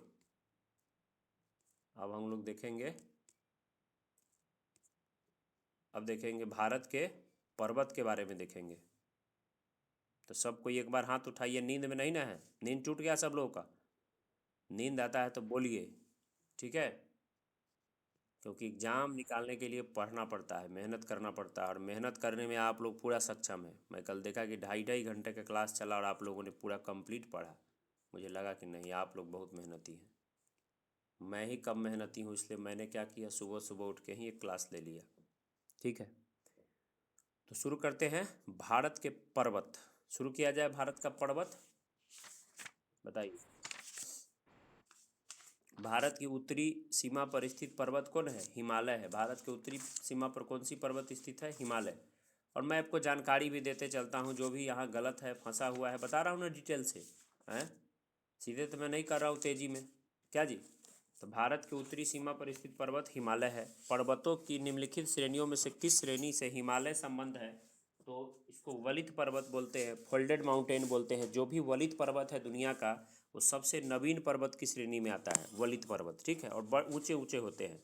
भारत में सबसे ऊंची पर्वत चोटी कौन है? तो गॉडविन ऑस्टीन है। कौन है? गॉडविन ऑस्टीन है, जिसको केटू कहते हैं, ठीक है, केटू कहते हैं। गॉडविन ऑस्टीन भारत में सबसे ऊंची क्या है? पर्वत चोटी है। क्या बोलते हैं इसको? केटू बोलते हैं, गॉडविन ऑस्टीन बोलते हैं। और आपको पता है कि ये किसका भाग है? तो ट्रांस हिमालय का भाग है। ट्रांस हिमालय में जो श्रेणी आता है, काराकोरम श्रेणी, ठीक है, इसी में आता है। काराकोरम श्रेणी में भारत का सबसे उत्तरी पर्वत है ये। और काराकोरम श्रेणी को कृष्णागिरी या उच्च एशिया का रीढ़ भी कहते हैं। इसको गॉडविन ऑस्टीन कहते हैं, इसको केटू कहते हैं। 8,611 मीटर ये ऊंचा है, लेकिन वर्तमान में ये पाक अधिकृत कश्मीर का हिस्सा है, ठीक है। और काराकोरम जो श्रेणी है जिसमें ये केटू पड़ता है, वहीं पे एक घाटी है, नुब्रा घाटी। कौन सी घाटी है? नुब्रा घाटी। और उसी नुब्रा घाटी में भारत का सबसे बड़ा सियाचिन ग्लेशियर भी पड़ता है। कौन ग्लेशियर? सियाचिन ग्लेशियर पड़ता है। भारत का सबसे बड़ा ग्लेशियर कौन ग्लेशियर? सियाचिन ग्लेशियर, ठीक है। भारत में हिमालय की सर्वोच्च पर्वत चोटी कौन है? भारत में हिमालय की सर्वोच्च पर्वत चोटी कहा जाए तो क्या है? तो आपको पता है कि कंचनजंगा है, जो कहाँ पड़ता है? सिक्किम और नेपाल के बॉर्डर पर। तो तीसरा सबसे बड़ा यही हो गया, हिमालय के बाद सेकेंड हो गया केटू और थर्ड हो गया यही। भारत की कौन सी पर्वत श्रेणी नवीनतम है? हिमालय सबसे नवीनतम है। कौन भारत का सर्वोच्च पर्वत शिखर है? तो कंचनजंगा। कौन सी हिमालय की पर्वत चोटी असम राज्य में स्थित है? तो धौलागिरी। असम में कौन है? धौलागिरी है, धौलागिरी। उसके बाद है, हिमालय की उत्पत्ति किस भूसन्नति से हुई थी? टेथिस सागर, कहते हैं टेथिस सागर था और उसके ही उलटने से कौन बना? हिमालय बना। हिमालय का पाद प्रदेश यानी फुट हिल जो है, पैदल जो लोग चलता है, फुट हिल किस नाम से जाना जाता है? शिवालिक के नाम से। नंदा देवी चोटी किस केंद्र शासित प्रदेश में है? तो उत्तराखंड में। कहाँ है नंदा देवी? उत्तराखंड में। उसके बाद है आपको कि बद्रीनाथ अवस्थित है कहाँ? बद्रीनाथ, तो बद्रीनाथ है कुमायूं हिमालय में। बद्रीनाथ किस हिमालय में है? कुमायूं हिमालय में। फिर शिखर है और पर्वत का नाम है। किस पर्वत का कौन सा शिखर है? खूब परीक्षा में पूछता है, ठीक है। किस पर्वत का कौन सा शिखर है? तो देख लीजिए किस पर्वत का कौन सा शिखर है, यहाँ पर दे दिया है अनाई मुड्डी। अनाई मुड्डी आपको पता है साउथ में जो अन्नामलाई है पर्वत, ठीक है, अन्नामलाई पर्वत का शिखर का नाम क्या है? अनाईमुड्डी, ठीक है। नीलगिरी पर्वत पड़ता है तमिलनाडु में, उसका जो है शिखर का नाम क्या है? दोदा बेटा, ठीक है। सतपुड़ा है, सतपुड़ा का क्या है? सतपुड़ा का बताए थे धूपगढ़। और अरावली का कौन है? गुरु शिखर। अरावली का क्या है? गुरु शिखर। फिर कहता है हिमालय में हिम रेखा कितना के कितना बीच है? तो 4500 से 6000 मीटर पश्चिम में हिम रेखा है। कौन सी पर्वत चोटी संसार की दूसरी सर्वोच्च पर्वत चोटी है? तो गॉडविन ऑस्टीन। क्या हिमालय के बाद यही है ना? काराकोरम पर्वत श्रेणी का पूर्व नाम क्या है? बोले थे काराकोरम का कृष्णागिरी कहते थे, बोले थे। उच्च एशिया का रीढ़ भी पूछ दे तो वही आंसर होगा। हिमालय क्षेत्र में मिलने वाली संकीर्ण और अनुदैर्ध्य घास के घाटियों को क्या कहते हैं? दून कहते हैं। जैसे देहरादून हो गया। कुछ हिमालय श्रेणी के ढाल पर मिलने वाले छोटे छोटे घास के, जम्मू कश्मीर में इसी घास को क्या कहते हैं? मर्ग कहते हैं। सुनते हैं गुलमर्ग, सोनमर्ग। लघु हिमालय श्रेणी के ढालों पर मिलने वाले छोटे छोटे घास के मैदान को उत्तराखंड में बुंगियाल या पयार कहते हैं। सतलज और काली नदियों के बीच हिमालय का कौन सा प्रदेश है? तो सतलज और काली नदियों के बीच कौन सा हिमालय है? कुमायूं हिमालय है।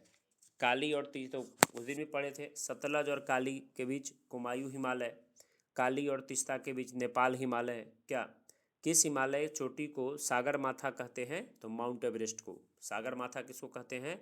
माउंट एवरेस्ट को। एडमंड हिलेरी तथा तेंजिंग नोर्वे द्वारा विश्व की सर्वोच्च पर्वत चोटी माउंट एवरेस्ट पर सबसे पहले कब विजय हासिल किया गया था? 1953 में। नंदा देवी चोटी है किस हिमालय का? कुमायूं हिमालय का। नंदा देवी किसका चोटी है? कुमायूं हिमालय का। ठीक है। उसके बाद है हिमालय पर्वत की एक श्रेणी अराकान योमा कहाँ है? म्यांमार में। अराकान योमा कहाँ पड़ता है? म्यांमार में पड़ता है। उत्तराखंड का सबसे ऊंचा पर्वत शिखर है नंदा देवी। उत्तराखंड का कौन है सबसे ऊंचा? नंदा देवी है उत्तराखंड का। भारत की सर्वोच्च पर्वत श्रेणी पूछे तो कौन है जी भारत का? गॉडविन ऑस्टिन, केटू क्या? उसके बाद कंचनजंगा। कुल्लू घाटी निम्नलिखित पर्वत श्रेणियों के बीच में आता है। धौलाधर और पीर पंजाल के बीच में कौन सा घाटी आता है? धौलाधर और पीर पंजाल के बीच में कौन सा घाटी आता है? कुल्लू घाटी। ठीक है। जम्मू कश्मीर में स्थित निम्नलिखित पर्वत श्रेणियों का पूरब से पश्चिम की ओर क्रम बताइए। तो कलेजा पार जानबे करते हैं, कलेजा पार। तो लद्दाख होगा, पहले क से होगा क्या? काराकोरम, फिर लद्दाख होगा, फिर जास्कर होगा, फिर पीर पंजाल होगा। तो देख लीजिए सच गया, काराकोरम पहले हो गया, फिर हो गया लद्दाख हो गया, फिर जास्कर हो गया और फिर पीर पंजाल हो गया। सच गया, कलेजा पार। शिवालिक श्रेणी का निर्माण हुआ था सेनोजोइक युग में। शिवालिक का निर्माण किस युग में हुआ? सेनोजोइक युग में। हिमालय का दूसरा सबसे ऊंचा पर्वत शिखर कंचनजंगा भारत के किस राज्य में है? सिक्किम में। कंचनजंगा कहाँ है? भारत के सिक्किम में। दूसरा, पहला कौन है? केटू। सबसे प्राचीन पर्वत श्रेणी अरावली है। जान लीजिए, अरावली से प्राचीन भारत में कोई भी पर्वत श्रेणी नहीं है। दुनिया में भी अरावली बहुत प्राचीन है। भारत के निम्नलिखित में से कौन सी पर्वत श्रेणी केवल एक ही राज्य में फैला है? एक खूब पूछा हुआ सवाल है। अजंता। अजंता क्या है? एक ही राज्य में फैला है अजंता। भारत के निम्नलिखित में से कौन सी पर्वत श्रेणी एक ही राज्य में है? तो अजंता। भारत में सबसे प्राचीन वलित पर्वत कौन है? अरावली। कौन है सबसे प्राचीन वलित पर्वत? अरावली है। गुरु शिखर निम्नलिखित पर्वत श्रृंखलाओं में से किसका सर्वोच्च शिखर है? अरावली का। अरावली का है कौन? गुरु शिखर। पश्चिमी घाट क्या है? एक भ्रंश कगार है। पश्चिमी घाट क्या है जी? एक भ्रंश कगार है पश्चिमी घाट। ठीक है, पश्चिमी घाट एक भ्रंश कगार है। किस पर्वतमाला को सह्याद्री के नाम से भी जाना जाता है? पश्चिमी घाट को। सह्याद्री के नाम से किसको जाना जाता है? पश्चिमी घाट को। प्रायद्वीपीय भारत में उच्चतम पर्वत चोटी है अनाई मुड्डी। कौन है उच्चतम पर्वत चोटी प्रायद्वीपीय भारत में? अनाई मुड्डी है। पूर्वी घाट और पश्चिमी घाट पर्वत श्रेणी का मिलन स्थल है नीलगिरी पहाड़ी। कौन है? नीलगिरी पहाड़ी। भारत के सबसे दक्षिणी भाग में स्थित पहाड़ियाँ कौन सा है? तो कार्डमम की पहाड़ियाँ हैं। कौन सा पहाड़ी है दक्षिण भाग में? कार्डमम की पहाड़ी, जिसको इलायची की पहाड़ी भी कहते हैं, कार्डमम की पहाड़ी। ठीक है,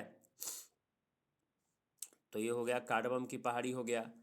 पूर्वी घाट पर्वत श्रेणी का सर्वोत्तम शिखर कौन है? पूर्वी घाट का पूछे तो क्या कहिएगा? बताइए। महेंद्रगिरी।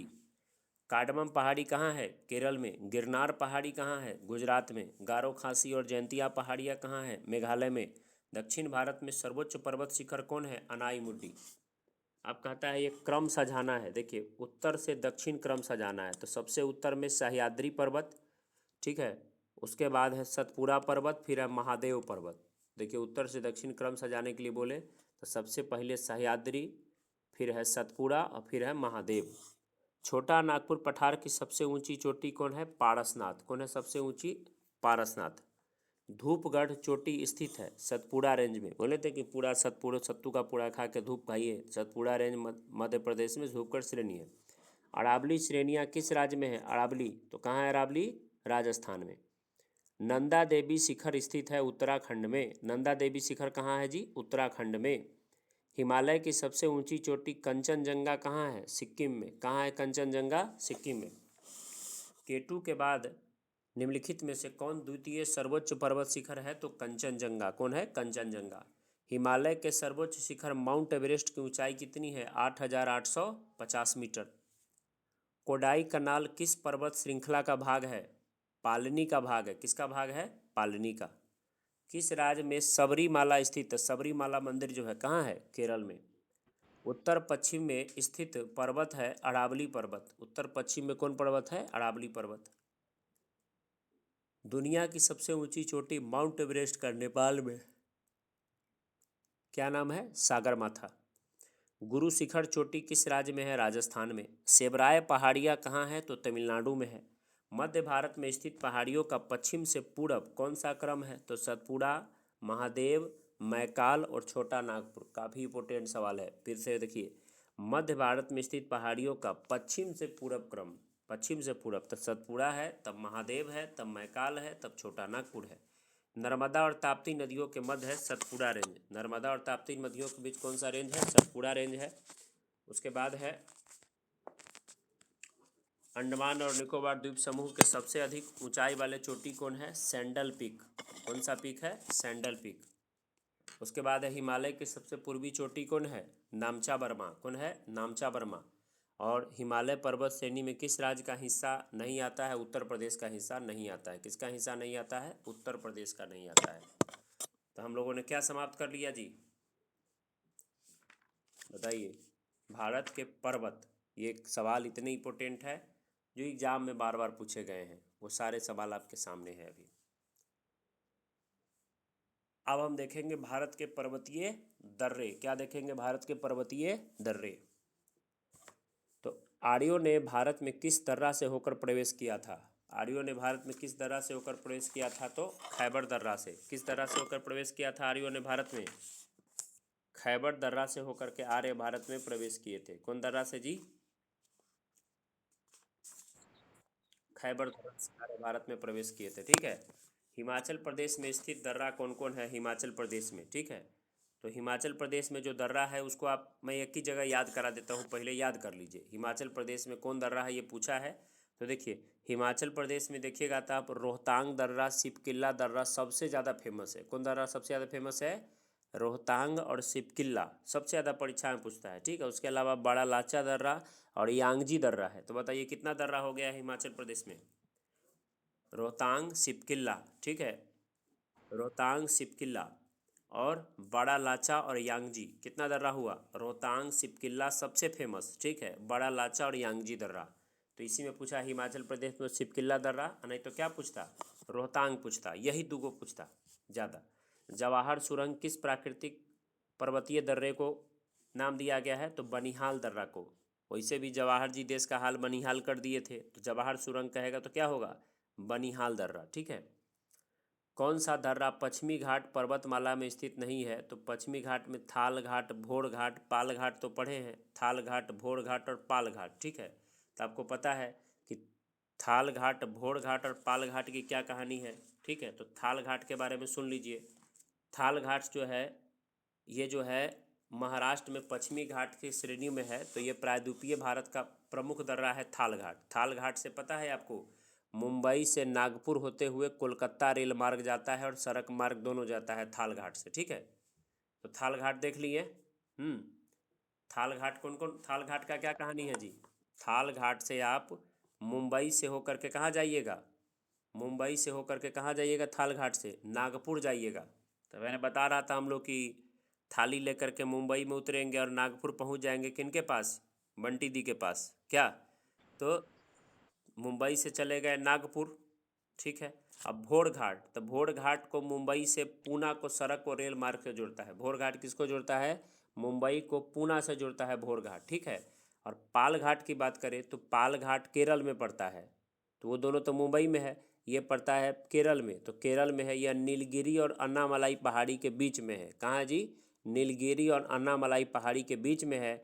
इस दर्रा से होकर अब कालीकट, त्रिचूर से कोयम्बटूर, इडोर रेल मार्ग और सड़क मार्ग जाता है। तो तीनों हो गया। पिपली घाट दर्रा किस पर्वतीय भाग में स्थित है? अरावली में है पिपली घाट। तो इसीलिए पश्चिमी घाट में नहीं तो अरावली में है पिपली घाट। जोजिला दर्रा किसको जोड़ता है? श्रीनगर को लेह से। जोजिला दर्रा किसको जोड़ता है जी? श्रीनगर को लेह से। कौन दर्रा जोड़ता है? जोजिला दर्रा जोड़ता है श्रीनगर को लेह से। ठीक है। उसके बाद अगला सवाल है कि पाल घाट दर्रा किसके किसके बीच है? तो केरल और तमिलनाडु के बीच। क्या सवाल है? पाल घाट दर्रा किसको जोड़ता है? तो केरल और तमिलनाडु को। तो बोले कि रेल मार्ग, सड़क मार्ग है। ठीक है। पाल घाट तो बताए हुए कि ये है जो केरल के मध्य स्थित है। इसकी ऊंचाई की नीलगिरी और अन्नामलाई पहाड़ी के मध्य में है। तो केरल और तमिलनाडु हो गया ना जी। तो यहाँ पर राज्य नहीं दिया, राज्य दे दिया यहाँ पर, वहाँ पर जगह दिया था। तो केरल और तमिलनाडु ठीक है। तो किसको जोड़ता है? केरल को तमिलनाडु से। ठीक है। आगे आइए, समझ गए। तूजू दर्रा भारत को किस देश से जोड़ता है? तो म्यांमार से जोड़ता है। तूजू दर्रा भारत को किससे जोड़ता है? म्यांमार से जोड़ता है तुजू दर्रा। काफ़ी इंपॉर्टेंट सवाल है, याद रखिए। तुजू दर्रा भारत को किससे जोड़ता है? म्यांमार से। ठीक है। नाथुला दर्रा किस राज्य में है? तो सिक्किम में। नाथुला दर्रा सिक्किम में। तो नाथुला देखिए, आप सिक्किम का दर्रा देख लीजिए। नाथुला दर्रा, जेलेपला दर्रा और डोकिया दर्रा। सिक्किम में कै गो दर्रा है बोलिए? नाथुला दर्रा, ठीक है, जेलेपला दर्रा और साथ में है डोकिया दर्रा। डोकिया, नाथुला, जेलेपला और डोकिया दर्रा कहाँ पड़ता है जी? सिक्किम में पड़ता है। नाथुला, जेलेपला और डोकिया दर्रा कहाँ पड़ता है? सिक्किम में। तो पूछा नाथुला दर्रा कहाँ है, तो बता दीजिएगा सिक्किम में। बोमडिल्ला दर्रा कहाँ है? बोमडिल्ला दर्रा तो अरुणाचल प्रदेश में। तो अरुणाचल प्रदेश में और भी ये दर्रा है, याद कर लीजिए। एक ट्रिक मैं भी देता हूँ कि बोया दिल में और निकला अरुणाचल प्रदेश में, बोलते हैं ना। तो बोया यानी बो से बोमडिल्ला दर्रा, या बो या तो या से यांगदाप दर्रा। या से कौन दर्रा होगा? यांगयाप, यांगदाप दर्रा। तो बोया दिल में, दिल से हो गया दीफू दर्रा। बोया दिल में तो कैसा ट्रिक रहा? बोया दिल में तो बो से बोमडिल्ला, या से यांगयाप, यांगदाप, बोया दिल में और निकला अरुणाचल प्रदेश में। तो दीफू दर्रा, पांगसाऊ दर्रा और सेला दर्रा, 5 गो दर्रा है। बोमडिल्ला दर्रा, यांगयाप दर्रा, दीफू दर्रा, पांगसाऊ दर्रा और सेला दर्रा अरुणाचल प्रदेश में है। ठीक है। तो बोमडिल्ला हो गया, जिसमें बोमडिल्ला आपको ज़्यादा पूछेगा, यांगदाप पूछेगा और सेला पूछ सकता है। जोजिला दर्रा किस केंद्र शासित प्रदेश में स्थित है? जोजिला, तो जोजिला जो है, देखिए ये जोजिला, अब ये सवाल गलत हो गया। जोजिला दर्रा कहाँ है केंद्र शासित प्रदेश में? तो इसमें ऑप्शन क्या चाहिए? सिक्किम ये चाहिए, लद्दाख चाहिए। क्या चाहिए? लद्दाख। क्योंकि जम्मू कश्मीर में मात्र 2 गो दर्रा है, याद कर लीजिए। जम्मू कश्मीर में पीर पंजाल और बनिहाल दर्रा बच गया है। कौन बच गया है जम्मू कश्मीर में बंटवारा के बाद? पीर पंजाल और बनिहाल। तो याद भी रहेगा अच्छा से, जम्मू कश्मीर बहुत पीरा है तो पीर पंजाल है, और हाल भी खराब है, बनिहाल है। यही 2 गो जम्मू कश्मीर में है। अब ये जोजिला कहे, काराकोरम कहे, चांगला कहे, खारदूगला कहे, सब लद्दाख में चला गया। कहाँ चला गया जी? लद्दाख में चला गया। ठीक है। तो कहा कि जोजिला दर्रा कहाँ है, तो इसका आंसर क्या हो जाएगा? लद्दाख। कौन सा दर्रा सिक्किम राज्य में स्थित है? तो नाथुला और जेलेपला। सिक्किम में कौन है? सिक्किम में कौन दर्रा है? तो नाथुला और जेलेपला मैंने बताया ही था। क्या? नाथुला, जेलेपला और डोकिया दर्रा बोले थे ना। जम्मू से श्रीनगर का मार्ग किस दर्रा से जाता है? बनिहाल दर्रा से। बनिहाल दर्रा कहाँ है बताइए? बनिहाल दर्रा और पीर पंजाल, यही 2 गो है जम्मू कश्मीर। ठीक है। अब देखिए नाथुला दर्रा, तो नाथुला दर्रा सिक्किम में आपको याद है। बोमडिला दर्रा अरुणाचल प्रदेश में याद है। तुजू दर्रा मणिपुर याद है। सिपकिला हिमाचल प्रदेश। तो क्या एक भी इसमें गलती होगा? नहीं होगा। उस दर्रे का नाम बताइए जिसे उत्तराखंड के तीर्थ यात्रियों द्वारा कैलाश मानसरोवर यात्रा के लिए प्रयोग किया जाता है। तो लिपुलेख दर्रा। कौन दर्रा? लिपुलेख दर्रा। लिपुलेख दर्रा कहाँ है?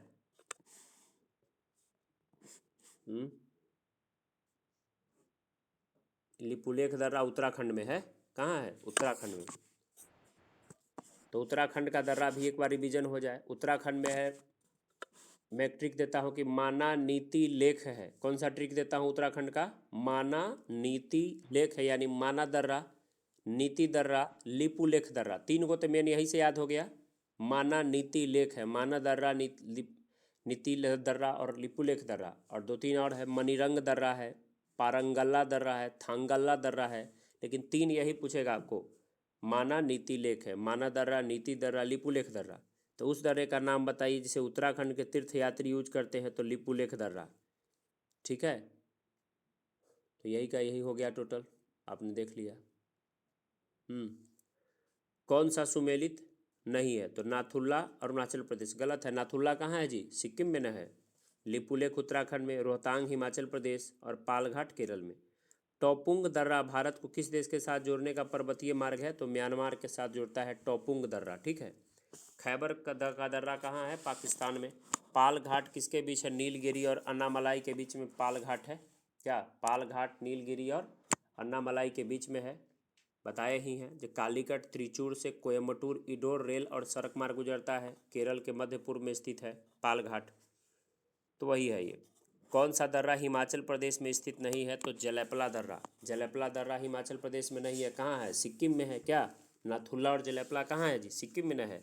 बुर्जिल और जोजिला दर्रा किस केंद्र शासित प्रदेश में है? बुर्जिल और जोजिला तो यहाँ भी एक सवाल क्या हो गया, गड़बड़ हो गया, गड़बड़ हो गया, क्योंकि जोजिल्ला कहाँ चला गया, लद्दाख में।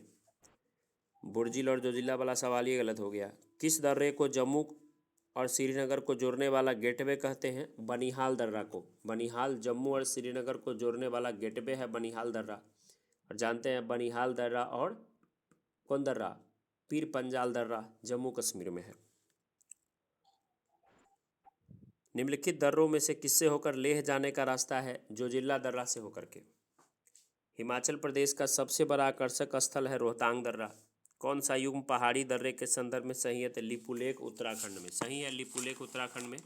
इस प्रकार से हम लोगों ने क्या किया, दर्रा चैप्टर को भी क्या कर लिया जी, कंप्लीट कर लिए। ठीक है, तो अच्छे से आपको याद भी हो गया होगा, दर्रा याद हो गया ना अच्छा से।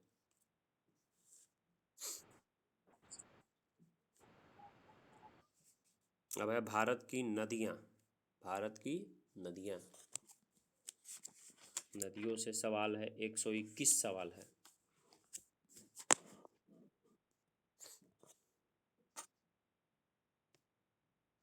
तो भारत की नदियाँ शुरू करते हैं। हिमालय पार की नदियाँ कौन कौन है, हिमालय पार की नदियाँ यानी हिमालय को काट करके ये नदियाँ बहती हैं, उधर से बह करके आती है। तो ब्रह्मपुत्रा है, सिंध है और सिंधु है और सतलज है। कौन कौन है, ब्रह्मपुत्रा है, सिंधु और सतलज है, हिमालय पार की नदियाँ इसको कहते हैं। निम्नलिखित नदियों का अवरोही क्रम में सजाना है, अवरोही क्रम में, यानी सबसे, अवरोही का मतलब क्या होता है, अवरोही क्रम में जानते हैं सबसे लंबा, उसके बाद लंबाई क्या होता है, घटते जाता है। तो ब्रह्मपुत्रा, उसके बाद गंगा, उसके बाद गोदावरी और तब नर्मदा। ब्रह्मपुत्रा, गंगा, गोदावरी और नर्मदा हो गया। ठीक है, उसके बाद है भारत की सबसे लंबी नदी कौन है, तो भारत में सबसे लंबी नदी क्या है, तो गंगा है, 2525 क्या। किस नदी की सहायक नदी बांग्लादेश में पद्मा के नाम से जानी जाती है, तो गंगा की सहायक नदी को बांग्लादेश में किस नाम से जानते हैं, पद्मा के नाम से जानते हैं। ठीक है, उसके बाद है गंगा और ब्रह्मपुत्रा की संयुक्त जलधारा को क्या कहते हैं, गंगा और ब्रह्मपुत्रा एक साथ मिलता है तो उसको क्या कहते हैं जी, मेघना कहते हैं। क्या कहते हैं, मेघना। भारत की सबसे अधिक नौगम्य दो नदी कौन है, जिससे नौका भी, मतलब नौका चलता है, तो कौन नदी हो जाएगा नौगम्य दो नदी, तो नौगम्य दो नदी हो जाएगा गंगा और ब्रह्मपुत्रा। कौन सी नदी सीधे गंगा में आकर मिलती है, तो सोन नदी। सोन नदी बिना कहीं भटके उठ के कहाँ मिलती है, सीधे गंगा में आके। ठीक है,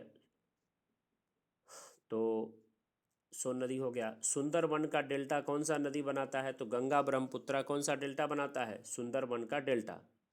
गंगा और ब्रह्मपुत्रा नदियों का उद्गम स्थल क्या है, तो उत्तराखंड और तिब्बत है। कहाँ से निकलता है ये नदियाँ, उत्तराखंड और तिब्बत से। ठीक है, कौन सी नदी का उद्गम भारत में नहीं है, तो ब्रह्मपुत्रा, आपको पता है कि भारत में उद्गम ब्रह्मपुत्रा नदी का नहीं है, क्या, ब्रह्मपुत्रा नदी का उद्गम भारत में नहीं है। ठीक है, ब्रह्मपुत्रा आपको पता है कि ये 4 देशों में बहने वाली नदी है ब्रह्मपुत्रा। चीन से होकर बहती है, भारत से, भूटान से और बांग्लादेश से। कहाँ कहाँ से बहता है ब्रह्मपुत्रा का तंत्र बहता है, अगर पूछ दे कितने देशों से, तो कितने देशों से कहिएगा ब्रह्मपुत्रा बहता है, 4 देशों से, चीन, भारत, भूटान और बांग्लादेश। इसको चीन में, जब ये चीन, मतलब चीन नहीं कहिए, तिब्बत कहिए, तिब्बत को कब्जा में चीन कर लिया तो चीने कहना पड़ेगा आपको। तो चीन कहिए या तिब्बत कहिए, तो यहाँ से जब ये निकलता है ना, तो यहाँ पे इसको कई सारा नाम है। सांगपो बोलते हैं ब्रह्मपुत्रा को, यरलुंग जंगबो नदी बोलते हैं। क्या क्या बोलते हैं, तिब्बत या चीन में इसको क्या बोलते हैं, सांगपो। सांगपो का मतलब होता है यरलुंग, व जंगबो बोलते हैं।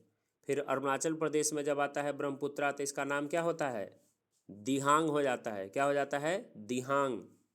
असम में आता है तो इसका नाम क्या हो जाता है, असम में ब्रह्मपुत्रा। और बांग्लादेश में इसी को जमुना बोलते हैं। क्या बोलते हैं, जमुना। और भारत के अरुणाचल प्रदेश राज्य में एंट्री करके असम में होते हुए, पश्चिम बंगाल होते हुए, मेघालय, नागालैंड, सिक्किम राज्य में फैला हुआ है ये नदी का तंत्र। देख लिए, तो यही नदी है। यह नदी तिब्बत में सांगपो या सांपू मानसरोवर झील के निकट चेमायुंगडुंग ग्लेशियर से निकलती है, और यह गंगा में मिलने वाली नदियों में सबसे बड़ी नदी है। देख लिए, तो ये ब्रह्मपुत्रा की कहानी है। हम्म तो कौन सा नदी भारत में नहीं तो ब्रह्मपुत्रा का सुन लिया कहानी। तिब्बत में बहने वाली नदी सांगपो निम्नलिखित में से किससे होकर भारत में प्रवेश करती है, तो बताइए कहाँ से। अरुणाचल प्रदेश से होकर भारत में प्रवेश करती है क्या, पूरा कहानी ही बता दिए। निम्नलिखित में से कौन सी नदी नामचा बर्मा में यू टर्न बनाती है और भारत में प्रविष्ट करती है, तो ब्रह्मपुत्रा नदी। तिब्बत में मानसरोवर झील के पास किस नदी का उद्गम स्रोत है, तो ये तीनों नदी सिंधु, सतलज और ब्रह्मपुत्रा तीनों कहाँ से निकलता है, तिब्बत के मानसरोवर झील से निकलता है, तीनों का तीनों। विश्व का सबसे बड़ा नदी द्वीप माजुली का निर्माण करने वाली नदी कौन है, ब्रह्मपुत्रा बनाया है सबसे बड़ा नदी द्वीप माजुली। कौन सी नदी दक्षिण से उत्तर की ओर प्रवाहित होती है, तो बेतवा नदी। कौन नदी प्रवाहित होती है दक्षिण से उत्तर की ओर जी, दक्षिण से उत्तर की ओर बेतवा नदी, ठीक है। किसे बिहार का दुख कहते हैं, कोसी नदी को। कौन नदी बिहार के से पड़े की नदी है, बिहार हिमालय से पड़े की नदी है, मतलब हिमालय के उस पार से आती है, तो क्या कहिएगा, सतलज। उसके बाद है निम्नलिखित नदियों में से कौन एक विनाशक नदी है, तो कोसी। कोसी नदी किसका शोक है, बिहार का शोक है। कौन नदी बंगाल का शोक है, बंगाल का शोक कौन नदी है जी, दामोदर। बंगाल का शोक कौन नदी है, दामोदर नदी। वे दो प्रमुख नदियां कौन सी है जो अमरकंटक पहाड़ी से निकलती है परंतु अलग अलग दिशाओं में बहती है, तो नर्मदा और सोन। नर्मदा और सोन दोनों कहाँ से निकलता है, अमरकंटक की पहाड़ी से, लेकिन बहता है अलग अलग दिशा में।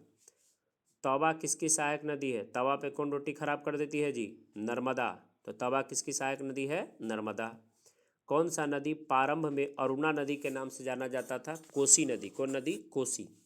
किस नदी को उड़ीसा का शोक कहते हैं, तो महानदी को उड़ीसा का शोक कहते हैं। इंदौर के समीप स्थित जनापांव पहाड़ी, इंदौर के समीप स्थित जनापांव पहाड़ी स्रोत है चंबल घाट नदी का। किस नदी का, चंबल नदी का।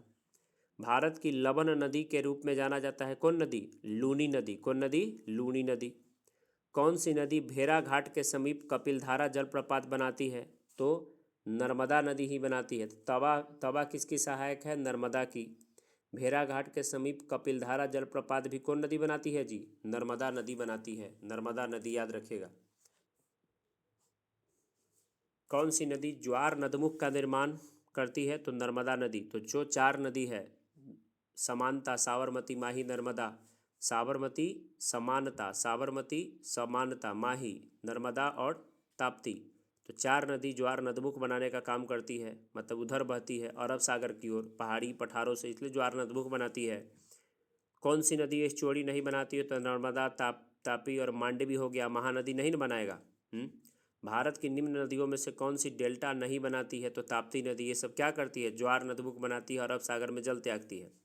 छिप्रा नदी किसकी सहायक नदी है, तो चंबल का। छिप्रा किसका सहायक नदी है जी, चंबल का। निम्नलिखित में से कौन सी नदी अमरकंटक के पठार से नहीं निकलती है, तो गोदावरी नदी। महानदी, नर्मदा और सोन नदी कहाँ से निकलती है, अमरकंटक की पहाड़ी से। अमरकंटक की पहाड़ी से जो नदी निकलती है, तीनों याद कर लीजिए, महानदी, नर्मदा और सोन।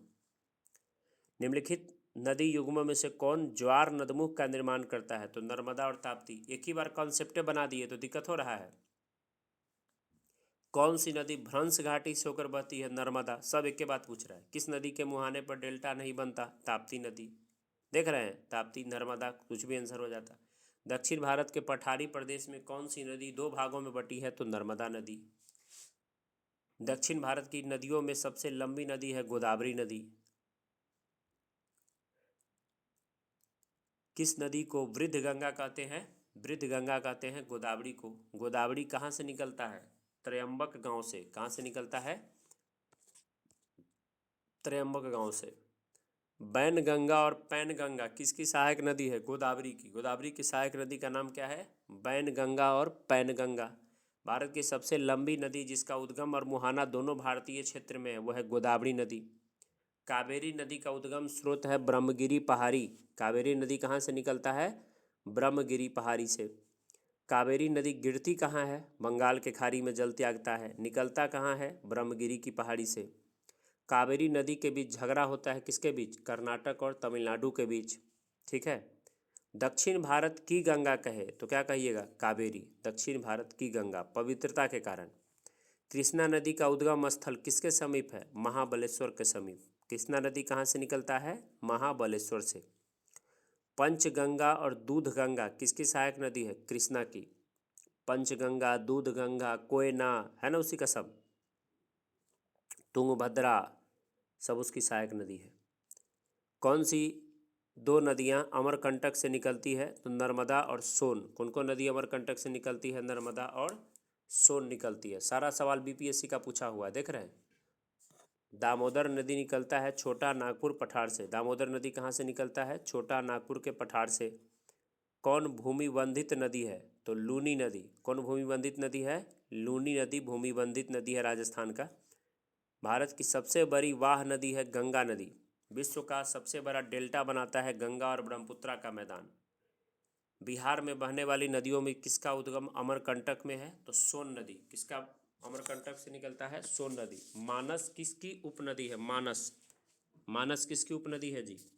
ब्रह्मपुत्रा का उपनदी है मानस नदी। कौन सी नदी भ्रंश घाटी से होकर बहती है? तो नर्मदा नदी। भ्रंश घाटी से कौन नदी बहती है? नर्मदा नदी। निम्न नदियों में से सबसे अधिक पथ कौन बदलता है? कोसी नदी। निम्नलिखित नदियों में से कौन अपने भ्रंश घाटी प्रवाह के लिए जाना जाता है? तो दामोदर नदी। वह कौन सी नदी है जो रिफ्ट वैली से होकर बहती है भ्रंश घाटी से? तो नर्मदा ऑप्शन में आ गया, सर्वोत्तम है। कौन भारत की सबसे बड़ी प्रायद्वीपीय नदी है? तो क्या कहिएगा? गोदावरी। वह कौन सी नदी है जिसका उद्गम भारतीय राज्य क्षेत्र में नहीं है? तो घाघरा नदी। वह नदी कौन है जिसका उद्गम भारतीय क्षेत्र में नहीं है? तो ब्रह्मपुत्रा नदी। निम्नलिखित नदियों में से किसका घाघरा नेपाल में है, ब्रह्मपुत्रा जानते ही है कहाँ से निकलता है? मानसरोवर से। किसका उद्गम भारत में नहीं है? तो सतलज नदी। ये भी नहीं है, ये भी मानसरोवर। निम्नलिखित नर्मदा नदियों के संबंध में नर्मदा नदी के संबंध में सब सही है सिवाय एक गलत है। इसके किनारे प्रसिद्ध महाकालेश्वर मंदिर है, ये गलत है। ठीक है। कौन सी नदी कृष्णा नदी की सहायक नदी नहीं है? अमरावती। कृष्णा की सहायक कौन नहीं है? अमरावती। तुंगभद्रा है, मालप्रभा है, घाटप्रभा है। कौन नदी कच्छ के रण में समाप्त हो जाती है? तो कौन नदी होगा जी? लूनी नदी। गंगा की सहायक नदियां जो नीचे वर्णित है, कौन उत्तर की ओर प्रवाहित होता है? तो सोन नदी। भारत में डेल्टा बनाने वाली नदी कौन है? कावेरी, गंगा और महानदी। उस ऑप्शन में को नर्मदा डाल दिया है पहला में, दूसरा में को ताप्ती डाल दिया है, तीसरा में फिर नर्मदा डाल दिया है। आप लोग सेकंडों में चुन लीजिएगा जो कहाँ से गलती इसमें है क्या। भागीरथी और अलकनंदा गंगा में कहाँ पर मिलती है? तो देवप्रयाग में। देखिए डीएवी ट्रिक लिखा हुआ, डीएवी देवप्रयाग में। ए से अलकनंदा, बी से भागीरथी। सुंदरबन डेल्टा का निर्माण करने वाली नदी कौन है? गंगा और ब्रह्मपुत्रा। सिंधु नदी का उद्गम स्थल है मानसरोवर झील। सिंधु नदी का उद्गम स्थल कौन झील है? मानसरोवर झील। गोदावरी नदी कहाँ से होकर बहती है? महाराष्ट्र, तेलंगाना और आंध्र प्रदेश से। कहाँ से गोदावरी बहती है? महाराष्ट्र, तेलंगाना और आंध्र प्रदेश से। कौन सी नदी प्रायद्वीपीय पठार उपरांत से नहीं निकलती है? तो यमुना नहीं निकलती है। दामोदर, चंबल और सोन निकलता है। इन पश्चिम वाहिनी नदियों में कौन दो पर्वत श्रेणियों के बीच में बहता है? तो नर्मदा बहता है। भारत में सबसे ऊंचा ज्वार भित्ति बनाने वाली नदी कौन नदी है जी? हुगली नदी। कौन नदी बताती है? हुगली नदी। बेतवा नदी मिलती है कहाँ? बेतवा नदी कहाँ मिलती है? यमुना से। बेतवा नदी कहाँ मिलती है? यमुना से। निम्नलिखित नदियों में से कौन अपना मार्ग परिवर्तन के लिए जाना जाता है? तो फिर रिपीट सवाल है, कोसी। क्या भारत में सबसे बड़ा नदी मुख किस नदी के मुख पर है? हुगली के मुख पे। नदी मुख वही कहाँ पे? बंगाल में। किस नदी का उद्गम मध्य प्रदेश में है? महानदी। कौन नदी हिमालय अपवाह तंत्र का हिस्सा नहीं है? तो गोदावरी। कौन नदी अंततः अरब सागर में गिरती है? तो नर्मदा नदी। कौन नदी समुद्र में नहीं बहती? तो बनास नहीं। गोदावरी, नर्मदा और गंगा है लेकिन बनास नहीं है, बनास। निम्नलिखित नदियों में से किस नदी का उद्गम नेपाल में है और वह गंगा नदी में आकर मिलती है? तो कोसी नदी, जिसे बिहार का शोक कहते हैं। कौन नदी मध्य प्रदेश में अमरकंटक पहाड़ी से निकलती है? तो नर्मदा नदी। भारत में यरलुंग जंगबो नदी को और क्या बोलते हैं? ब्रह्मपुत्रा नदी। कौन सी नदियाँ बंगाल की खाड़ी में गिरती है? तो गंगा, ब्रह्मपुत्रा, गोदावरी, महानदी, कृष्णा, कावेरी सब कहाँ जल त्यागती है? बंगाल के खाड़ी में। मूसी और भीमा किसकी सहायक नदी है? मूसी और भीमा तो कृष्णा की सहायक नदी है। भारत की निम्नलिखित नदियों में से किसे जैविक मरुस्थल कहते हैं? तो दामोदर को। किसको कहते हैं जैविक मरुस्थल? दामोदर को कहते हैं। गंगा नदी का उद्गम गंगोत्री ग्लेशियर से होता है और यह कहाँ समाप्त होता है? बंगाल के खाड़ी में। कहाँ समाप्त होता है? बंगाल के खाड़ी में। कौन नदी यमुना नदी में नहीं मिलती है? तो सोन नदी। अलकनंदा के साथ वह नदी कौन सी है जिसका संगम पर रुद्रप्रयाग है? तो मंदाकिनी। ठीक है, तो देखिए रुद्रप्रयाग, मंदाकिनी और अलकनंदा। ठीक है, तो इसका क्या ट्रिक रहेगा? राम। र से रुद्रप्रयाग, ए से अलकनंदा और एम से मंदाकिनी। राम ट्रिक रहेगा इसका। निम्नलिखित नदियों में से किसका सर्वाधिक बड़ा जल संग्रहण क्षेत्र है? गोदावरी का। कौन एक नदी कावेरी नदी की सहायक नदी नहीं है? इंद्रावती नहीं है। कौन नहीं है? इंद्रावती नहीं है। नदियाँ और उसकी सहायक नदियों का कौन सा युग्म सुमेलित नहीं है? तो गंगा का पेन गंगा गलत है, गोदावरी का इंद्रावती सही है, कृष्णा का भीमा सही है, लूनी का सुकड़ी सही है। निम्नलिखित में से कौन सी सिंधु नदी की सहायक नदी नहीं है? तो वो तवी नहीं है। कौन नदी? तवी नदी। सतलज नदी का उद्गम है भारत में, चीन में, पाकिस्तान में। इनमें से कहीं भी नहीं सतलज नदी। ठीक है, तीनों में से कहीं नहीं ना है। कहाँ है जी? तिब्बत के मानसरोवर झील में। कौन सा कथन सत्य नहीं है? तो कावेरी नदी का उद्गम आंध्र प्रदेश में है। गलत है, आंध्र प्रदेश में नहीं है, कर्नाटक में है। सिंधु नदी का उद्गम स्थल है कैलाश पर्वतमाला। कौन सी नदी मध्य प्रदेश से निकलती है और खंबात की खाड़ी में गिरती है? तो कौन नदी होगा? माही नदी। भागीरथी नदी कहाँ से निकलता है? भागीरथी तो गोमुख से। गंगा और ब्रह्मपुत्रा की संयुक्त जलधारा किस नाम से जाना जाता है? मेघना। कौन सी नदी चंबल में नहीं मिलती है? तो बेतवा नदी। निम्नलिखित नदियों में से किसको दक्षिण भारत की गंगा कहते हैं? तो क्या हो जाएगा? दक्षिण भारत की गंगा गोदावरी। भारत की गंडक नामक नदी को नेपाल में क्या कहते हैं? नारायणी। कौन सी नदी पूरब दिशा में बहने वाली नदी है? तो ब्राह्मणी नदी। ब्राह्मणी नदी। कौन नदी उड़ीसा में अपना डेल्टा बनाती है? महानदी। दूध गंगा नदी किस राज्य में है? जम्मू कश्मीर में। दूध गंगा नदी किस राज्य में है? जम्मू कश्मीर में। अंतःस्थलीय अपवहन नदी का उदाहरण है घग्गर। भारत में कौन सी सबसे लंबी नदी है? गोदावरी। बिहार में बहने वाली, ऑप्शन के अनुसार है जी, गंगा रहता तो गंगा होता। बिहार में बहने वाली नदियों में किसका उद्गम अमरकंटक में है? तो सोन नदी। किसका उद्गम अमरकंटक में है? सोन नदी। कौन सा नदी विंध्य सतपुड़ा पर्वत श्रेणी के बीच बहती है? तो नर्मदा नदी। कौन एक पश्चिम की ओर बहने वाली नदियों का उसके नदी बेसिन के घटते क्रम के आधार पर है? तो नर्मदा, तापी, माही और साबरमती। भारत और नेपाल के मध्य कौन सी नदी सीमा बनाती है? काली नदी। ठीक है, कौन सा भारतीय नदियों के विषय में सत्य नहीं है? तो हिमालय नदियाँ बहुत छोटे डेल्टा का निर्माण करती है, यही गलत है।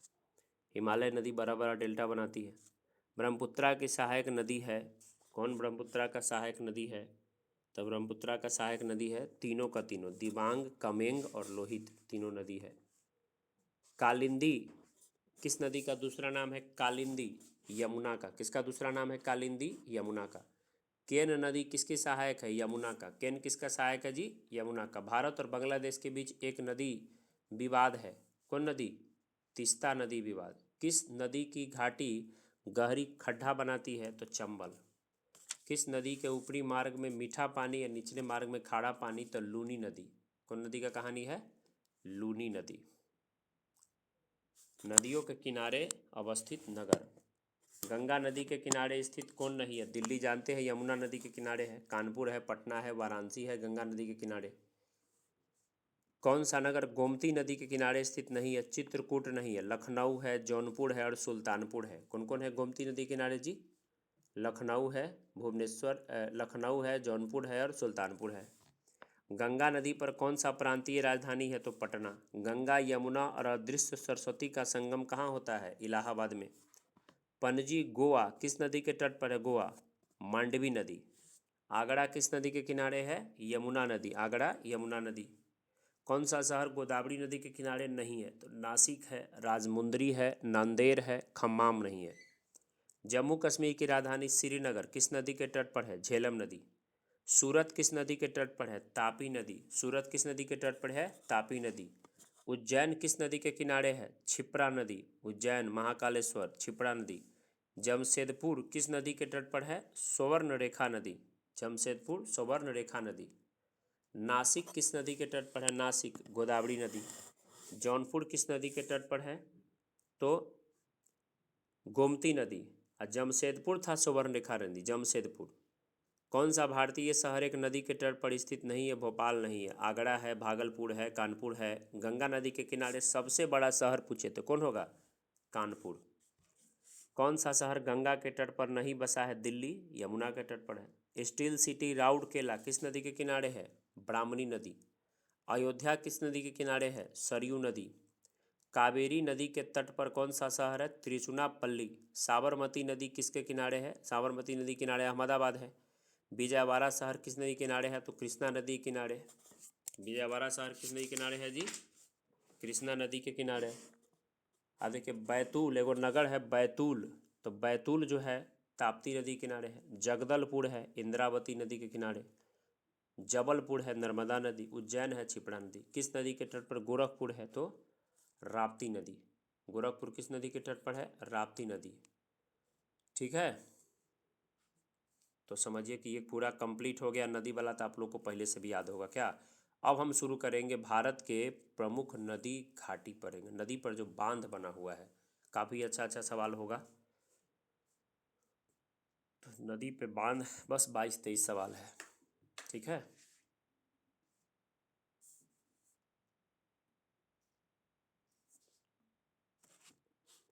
ये महा मैराथन चल रहा है, सुधी दी ठीक चल रहा है ना?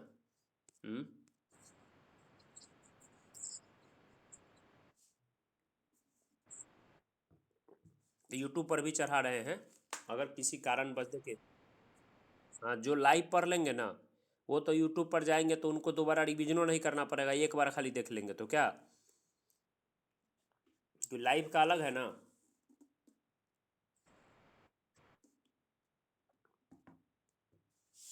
यूट्यूब पर क्या होता है, कभी कोई सुना आधा, कभी थोड़ा सुना, कभी कोई काम में फंस गया। लेकिन ये जो संकल्प के साथ शुरू चल रहा है, 2 घंटा 2.5 घंटा का चलता है, इसमें जो अड़ जाएगा वो निकल जाएगा, क्योंकि उसको क्षमता हो जाएगा। फिलहाल मेरा टारगेट है कि विद इन 1 सप्ताह में ज्योग्राफी पॉलिटी और हिस्ट्री पूरा अपलोड कर देने का, आप लोग को ऐसे ही लाइव करा के। तो आइए आगे चलते हैं। भारत का सबसे ऊंचा नदी बांध कौन सा है? टिहरी बांध है। किस नदी पे है जी? भागीरथी नदी पे। भारत का सबसे लंबा बांध कौन है? हीराकुंड बांध सबसे लंबा है, हीराकुंड। देखते हैं हीरा ठाकुर कितना लंबा था, वैसे बड़का कोई हीरो है हीरा ठाकुर से लंबा? तो हीराकुंड बांध है। टिहरी बांध किन दो नदियों के संगम पर है? खूब बीपीएससी में परीक्षा में पूछता है सब में ये सवाल। तो भागीरथी और भिलंगना, मैं ट्रिक देता हूँ कि भाभी टेढ़ी है, तो भागीरथी भिलंगना और टेढ़ी, टिहरी बांध। सलाल बांध किस नदी पर है? चेनाब नदी पे। सलाल बांध चेनाब नदी पे।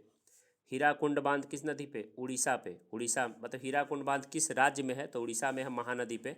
रानी लक्ष्मीबाई बांध किस नदी पर है? तो रानी लक्ष्मीबाई देखते थे किसको बांध के पीछे लड़ रही थी हीरो से? बेटा को बांध करके। तो कौन नदी है? बेतवा नदी। मेट्टूर बांध तमिलनाडु में है, मेट्टूर बांध कावेरी नदी पे।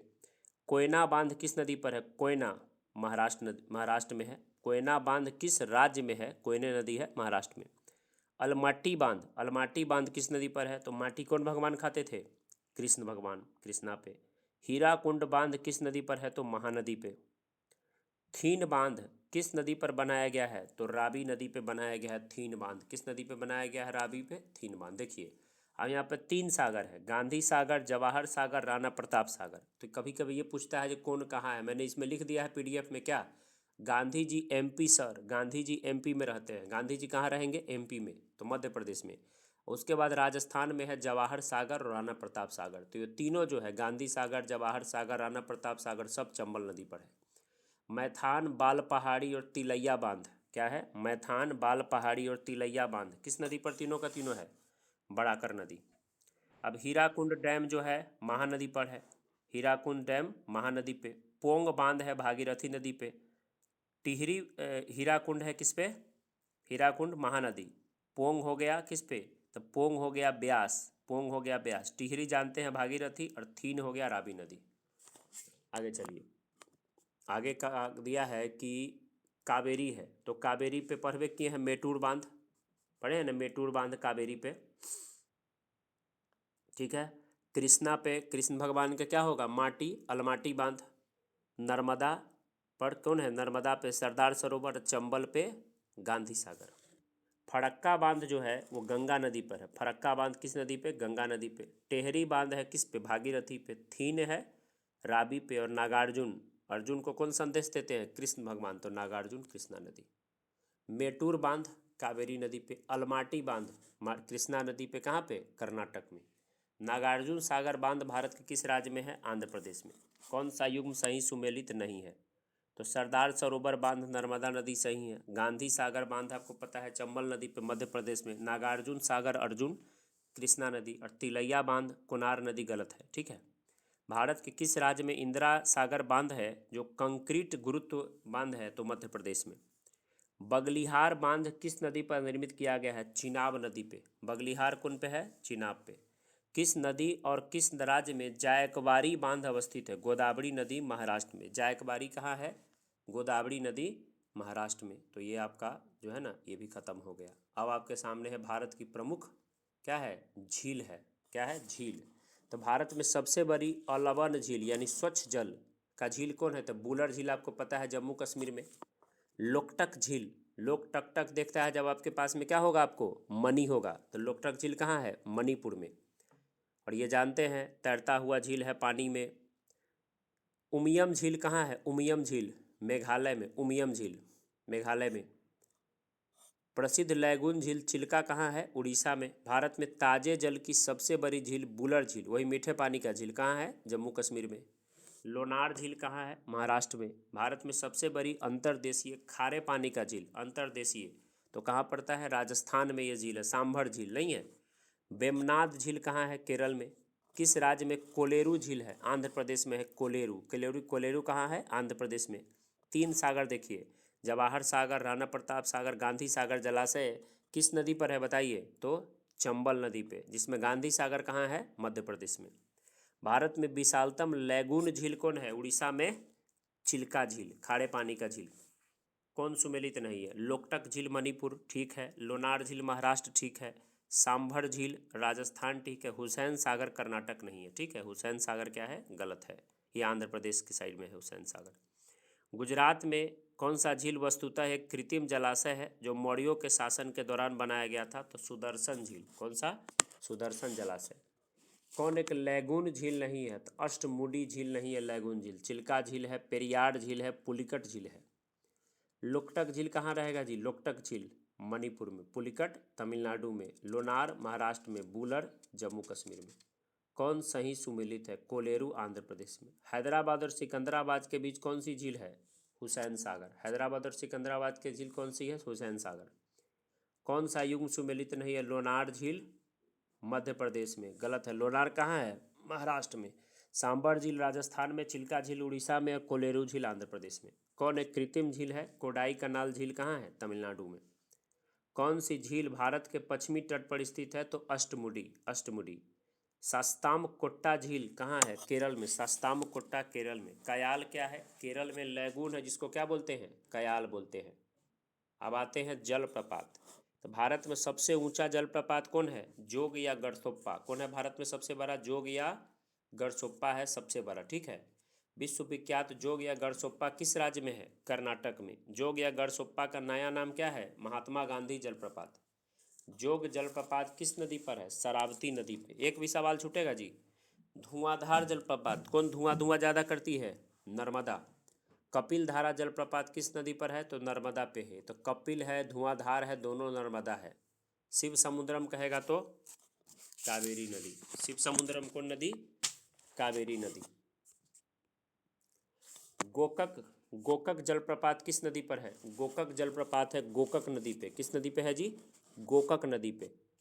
हुंडरू जलप्रपात किस नदी पर है, सुवर्ण रेखा नदी पे। हुंडरू किस नदी पर है, सुवर्ण रेखा नदी पे।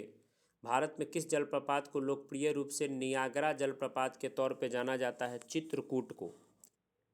जोग प्रपात है शरावती नदी, शिव समुद्रम है कावेरी नदी, धुआंधार है नर्मदा नदी, गोकक है गोकक नदी। एशिया का सबसे बड़ा जलप्रपात हुंडरू कहाँ पर है? रांची में। महात्मा गांधी जल विद्युत प्लांट कहाँ है? जोग प्रपात बोलते हैं महात्मा गांधी को। कौन जलप्रपात नर्मदा नदी पर नहीं है? तो भालकुंड नहीं है। किस भारतीय जलप्रपात में राजा रानी, रॉकेट और रोरर नामक 4 झरना है? तो जोग में। राजा रानी, रॉकेट और रोरर है जोग में। ककोलत जलप्रपात बिहार के किस जिले में है? नवादा में है। ककोलत कहाँ है? नवादा में। सहस्त्र धारा जलप्रपात है मसूरी में। सहस्त्र धारा। नीलगिरी के पर्वतीय क्षेत्रों में कौन सा जलप्रपात है? पायकारा है। नीलगिरी के पर्वतीय क्षेत्रों में क्या है? पायकारा है। कौन सुमेलित नहीं है? तो शिव समुद्रम है कावेरी नदी, धुआंधार है नर्मदा नदी, सहस्त्र धारा है बाल्दी नदी। गड़सोप्पा का गलत है कावेरी। कौन सुमेलित नहीं? तो जोग है कर्नाटक में, धुआंधार है मध्य प्रदेश में, हुंडरू है झारखंड में। कौन सुमेलित है? तो 2 और 3। जोग है कर शरावती नदी, शिव समुद्रम कावेरी नदी। हो गया ये कंप्लीट। अब है भारत की बहुउद्देशीय परियोजना। अच्छा सवाल है इसमें, 49 सवाल है। बहुउद्देशीय परियोजना, आइए। भारत की प्रथम बहुउद्देशीय नदी घाटी परियोजना दामोदर है। कौन सा है? दामोदर है। ठीक है। भारत की सबसे बड़ी बहुउद्देशीय नदी घाटी परियोजना कौन है? तो भाखड़ा नांगल परियोजना है। ठीक है। बहुउद्देशीय समझते हैं ना, कितना सारा उद्देश्य, बिजली पैदा करना, सिंचाई करना, कई सारा काम रहता है, इसलिए नाम है बहुउद्देशीय, एक उद्देश्य नहीं। पड़ाम्बीकुलम अलियार परियोजना किस राज्य में सम्मिलित रूप से बताइए? पड़ाम्बीकुलम अलियार परियोजना तो कहाँ है? केरल और तमिलनाडु में एक साथ है। मचकुंड परियोजना किन 2 राज्यों में है? मचकुंड तो उड़ीसा और आंध्र प्रदेश का संयुक्त परियोजना का क्या नाम है जी? उड़ीसा और आंध्र प्रदेश के संयुक्त परियोजना का नाम क्या है? मचकुंड। मयूराक्षी परियोजना भारत में कौन से 2 राज्य में लाभान्वित हो रहे हैं मयूराक्षी से? तो पश्चिम बंगाल और झारखंड। कौन लाभान्वित हो रहे हैं मयूराक्षी से? पश्चिम बंगाल और झारखंड। आंध्र प्रदेश और उड़ीसा की सम्मिलित योजना है मचकुंड। उकाई परियोजना गुजरात में तापी नदी पर है। कौन सी बहुउद्देशीय नदी घाटी परियोजना का निर्माण टेनेसी नदी घाटी से जवाहरलाल नेहरू जी सीख करके आए थे, तब दामोदर घाटी बनाए थे भारत में पहला। पेरियार जल विद्युत परियोजना कहाँ है? पेरियार केरल में है। पेरियार कहाँ है? केरल में। सरदार सरोवर परियोजना किस नदी पे चल रहा है? नर्मदा नदी पे। इडुक्की जल विद्युत है केरल में। इडुक्की केरल में। कोसी परियोजना जो है बिहार में है। नागार्जुन परियोजना जो है आंध्र प्रदेश में है। नागार्जुन।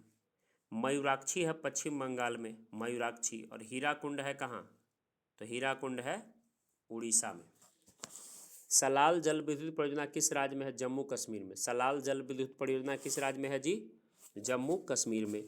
बाण सागर, देखिए बाण चलेगा तो कहाँ कहाँ लगेगा? बिहार से चलेगा उत्तर प्रदेश होते हुए मध्य प्रदेश तक, तो उत्तर प्रदेश से चलेगा तो मध्य प्रदेश होते हुए बिहार तक। तो उत्तर प्रदेश, मध्य प्रदेश, बिहार में कौन सागर है? बाण सागर। भारत तथा एशिया का एकमात्र अधोभौमिक संजय जल विद्युत परियोजना किस राज्य में है? संजय जल विद्युत परियोजना है हिमाचल प्रदेश में। ढिकरोंग जल विद्युत परियोजना किस देश के निर्माणाधीन है? ढिकरोंग कहाँ बनना है? ढिकरोंग अरुणाचल प्रदेश में। शिव समुद्रम केरल में गलत है, पता है आपको, कर्नाटक में है। जवाहर सागर राजस्थान में, नागार्जुन सागर आंध्र प्रदेश में और गांधी सागर मध्य प्रदेश में। लोकटक परियोजना कहाँ है जी? लोकटक लगा दीजिए, कहाँ है लोकटक? मणिपुर में। रिहंद बांध परियोजना किन राज्यों को सिंचाई उपलब्ध कराता है? उत्तर प्रदेश और बिहार के बीच कौन सा परियोजना है? रिहंद परियोजना। तुलबुल परियोजना किस नदी पर है? झेलम। तुलबुल परियोजना किस नदी पर है? झेलम। भाखड़ा नांगल परियोजना किस नदी पर है? सतलज नदी पे। भाखड़ा नांगल किस नदी पे है? सतलज नदी पे। सरदार सरोवर परियोजना से लाभान्वित राज्य है राजस्थान, मध्य प्रदेश, गुजरात और महाराष्ट्र। सरदार जी किसको किसको लाभ पहुंचाते हैं? सरदार नर्मदा नदी पे। तो राजस्थान, मध्य प्रदेश, गुजरात और महाराष्ट्र। दामोदर नदी घाटी परियोजना से लाभान्वित होता है पश्चिम बंगाल और झारखंड। कौन होता है? पश्चिम बंगाल और झारखंड। कौन तमिलनाडु और केरल की संयुक्त नदी घाटी परियोजना है? पड़ाम्बीकुलम अलियार। तमिलनाडु और केरल का संयुक्त नदी घाटी परियोजना कौन है जी? पड़ाम्बीकुलम अलियार। जायकबाड़ी परियोजना किस नदी पर है? गोदावरी नदी पे। जायकबाड़ी परियोजना किस नदी पर है जी? गोदावरी नदी पे। महात्मा गांधी जल विद्युत परियोजना जोग प्रपात कहते हैं। महात्मा गांधी जल विद्युत परियोजना को क्या कहते हैं? जोग प्रपात कहते हैं। बगलिहार जल विद्युत परियोजना का स्थापना किस नदी पर है? चिनाब नदी। बगलिहार कौन नदी है? चिनाब नदी। कोयना हाइड्रो इलेक्ट्रिक परियोजना है महाराष्ट्र में। कोयना कहाँ है? महाराष्ट्र में। नाथपा नाथपा झाकड़ी हिमाचल प्रदेश में। नाथपा झाकड़ी हिमाचल प्रदेश में। तो सारा का सारा खूब इंपॉर्टेंट है, एकदम याद रहना चाहिए आप लोगों को। बार बार इसको याद कर लीजिएगा, एक बार सुनिएगा फिर से 2 बार सुनिएगा, रोक रोक करके याद कीजिएगा। नाथपा झाकड़ी परियोजना किस नदी पर है? सतलज नदी पे। किस नदी पर है? सतलज नदी पे। भाखड़ा नांगल एक संयुक्त परियोजना है, किस किस राज्य को लाभ होता है? हरियाणा, पंजाब और राजस्थान को। गिरना परियोजना कहाँ है? गिरना, तो कहाँ गिरना है? महाराष्ट्र में। कौन सा भारत नेपाल के अंतर्गत नहीं आता है? चुक्खा तो पड़ता है भारत और भूटान के बीच, तो आप याद कर लीजिए। भारत नेपाल का एक ही जगह याद करा रहा है, शारदा, टनकपुर और पंचेश्वर। कौन कौन है भारत नेपाल का? शारदा, टनकपुर और पंचेश्वर। चुक्खा किसके बीच है? भूटान के बीच। कौन सुमेलित नहीं है? ठीक है, कौन सुमेलित नहीं है?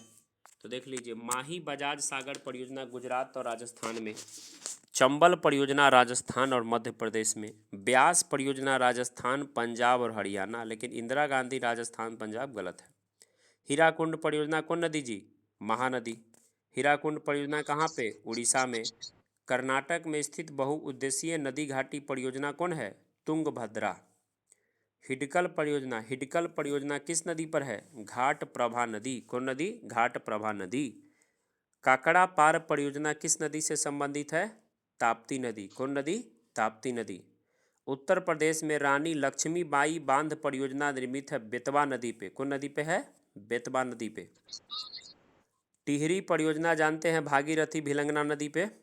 ओंकारेश्वर परियोजना नर्मदा नदी पे। ओंकारेश्वर परियोजना नर्मदा नदी पे। तपोवन और विष्णुगढ़ जल विद्युत परियोजना उत्तराखंड में है। दुलहस्ती चिनाब नदी। दुलहस्ती पावर स्टेशन चिनाब नदी। गंडक परियोजना बिहार और उत्तर प्रदेश। निम्नलिखित नदी घाटी परियोजनाओं में से किसे का लाभ एक से अधिक राज्य को मिलता है? तो चंबल घाटी का मिलता है, एक से अधिक राज्य को लाभ मिलता है। ठीक है, चंबल का। उसके बाद है नागार्जुन सागर किस नदी पे है? बताइए। कृष्णा नदी। मैटूर कहेगा, मैटूर, तो मैटूर क्या होगा? तमिलनाडु में कावेरी नदी जानते हैं। मयूराक्षी कहेगा तो पश्चिम बंगाल। नागार्जुन कहेगा तो आंध्र प्रदेश कृष्णा नदी। हीराकुंड उड़ीसा महानदी।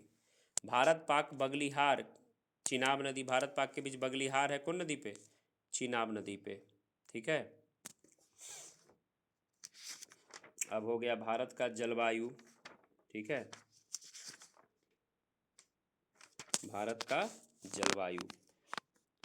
भारत की जलवायु की सबसे महत्वपूर्ण विशेषता क्या है? पवनों की दिशा में परिवर्तन। क्या है भारत की जलवायु की मुख्य विशेषता? बोलिए। पवनों के दिशा में परिवर्तन। भारतीय मानसून का वर्णन सबसे पहले किस अरब विद्वान ने किया था? बताइए। अल मसूदी ने। कौन किया था? अल मसूदी। भारतीय मानसून को प्रभावित क्या करता है? एल नीनो करता है, जेट स्ट्रीम करता है, तिब्बत का पठार करता है, लेकिन गल्फ स्ट्रीम नहीं करता है। अमृतसर की अपेक्षा निम्न अक्षांश पर स्थित होने के बावजूद शिमला अधिक ठंडा क्यों है? क्योंकि वह उच्च तुंगता पर है। क्या है? उच्च तुंगता पे है। किस राज्य में दक्षिण पश्चिम मानसून से वर्षा नहीं होता है? तो लौटता हुआ मानसून से वर्षा होता है तमिलनाडु में, नवंबर दिसंबर के टाइम में।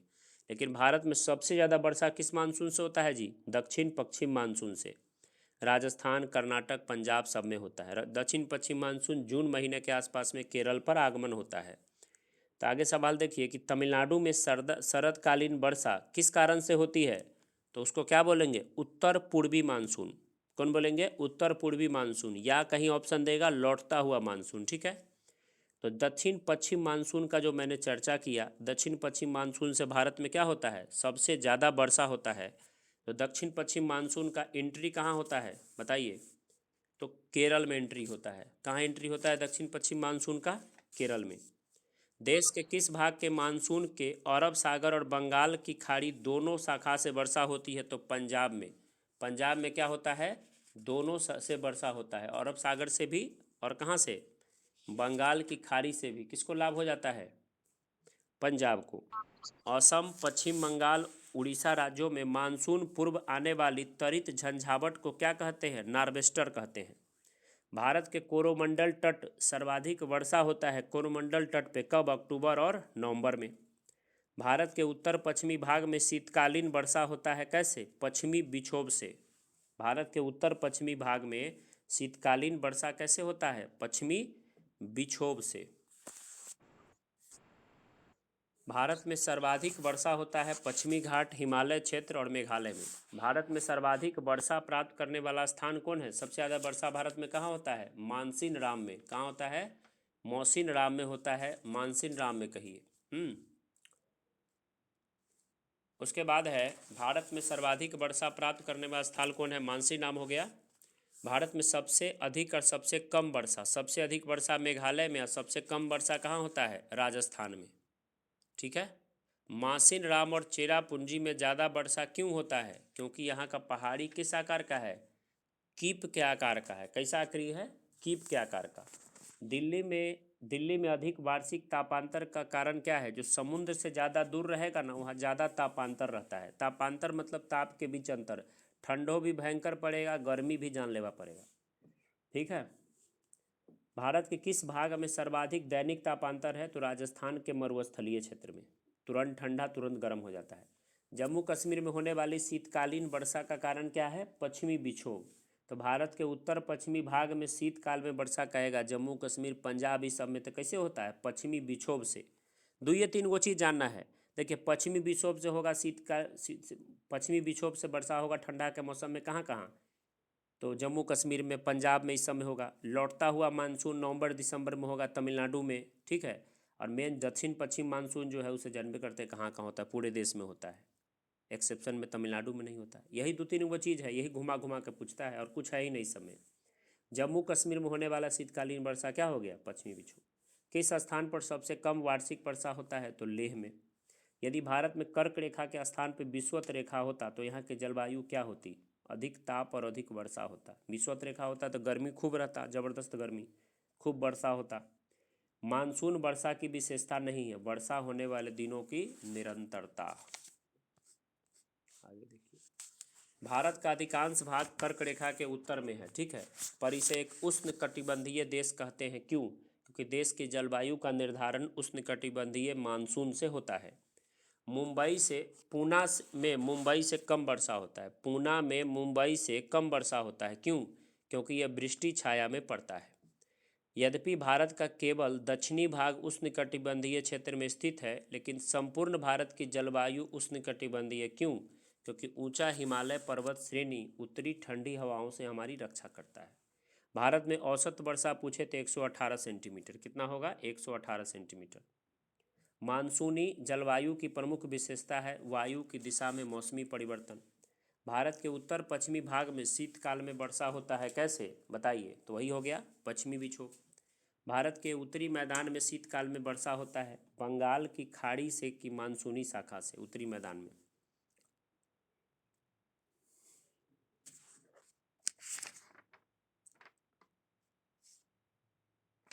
ठीक है। देखिए भारत के उत्तरी मैदान में शीतकाल में वर्षा होती है पश्चिमी विक्षोभ से। हम गलत बोल दिए, क्या होगा? पश्चिमी विक्षोभ से। बंगाल की खाड़ी से क्या होगा? लौटता हुआ मानसून में होगा। समझ गए? भारत के किन क्षेत्र में 200 मिमी वर्षा होती है? जम्मू कश्मीर में। आम्र वर्षा क्या होती है? बिहार और बंगाल में मार्च और अप्रैल में होने वाली वर्षा। इसका कहानी ये पूरा मैं बता देता हूँ। देखिए, ग्रीष्म ऋतु जो होता है ना, ग्रीष्म ऋतु में मानसून पूर्व की वर्षा होती है। मानसून जैसे गर्मी जो हो गया तो मानसून का एंट्री होता है। और मानसून के एंट्री से पहले वर्षा होता है। देखते हैं आम उम का पेड़, अभी ये मौसम में आम उम लगेगा जी, आम मजरल होगा। तो क्या होगा, जो ग्रीष्म ऋतु, जो गर्मी अब आने वाला है, ज़बरदस्त गर्मी, तो उससे ही गर्मी आने से थोड़ा पहले क्या है कि इसको प्री मानसून वर्षा बोलते हैं। इससे भारत में लगभग 10% वर्षा होता है। कितना वर्षा होता है? 10%। तो इसी को मैंगो सोवर बोलते हैं, आम्र वर्षा। ये कहाँ होता है? तो ये होता है केरल में आता है। ठीक है। तो इसे तूफानी वर्षा को आम्र वर्षा कहते हैं केरल में। ठीक है। क्योंकि यह आम को जल्दी पकाने में सहायता करता है। समझ गए बात कहानी? तो आम्र वर्षा कहाँ आता है? केरल में आता है। आम को जल्दी पकाने में सहायता करता है, इसलिए आम्र वर्षा करते हैं, क्योंकि यह आम को जल्दी पकाता है। कर्नाटक में इसी वर्षा को, मैंगो सावर को ही आम, कर्नाटक में क्या कहेंगे, कॉफ़ी वर्षा कहेंगे। कौन वर्षा कहेंगे, कॉफ़ी वर्षा, और चेरी ब्लॉसम कहेंगे। कहानी क्लियर है। अब देखिए, इसी वर्षा से फूलों वाली बौछार होती है। फूलों वाली बौछार कभी पूछेगा तो केरल के निकटवर्ती में कहवा जो उत्पादन होता है, तो कहवा के फूल खिलने लगते हैं। तो पूछेगा फूलों वाली वर्षा कहाँ कहते हैं, तो केरल में कहवा के फूल खिलता है इसी वर्षा में। तो ये सब वर्षा कौन है, भयंकर गर्मी आने से 10%, भयंकर गर्मी आने से पहले जो वर्षा होती है 10% के आसपास, प्री मानसून वर्षा। ठीक है। तो फूलों वाली बौछार कहाँ कहेंगे जी, केरल में, क्योंकि कहवा के फूल खिलेंगे।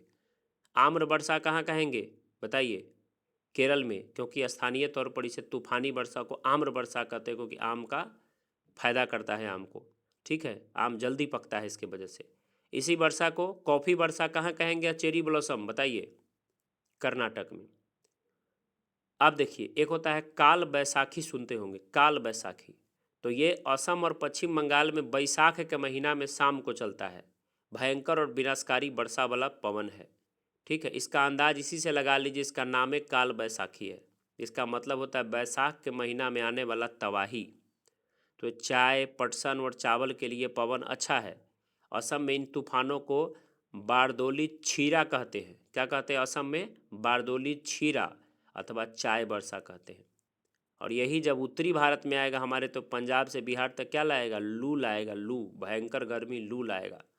और लू में आदमी जानते हैं क्या करता है, कच्चा आम पका करके खाता है कि नहीं, लू से बचने के लिए। रोमन भाई भी हमारे खाते हैं, क्या रोमन भाई।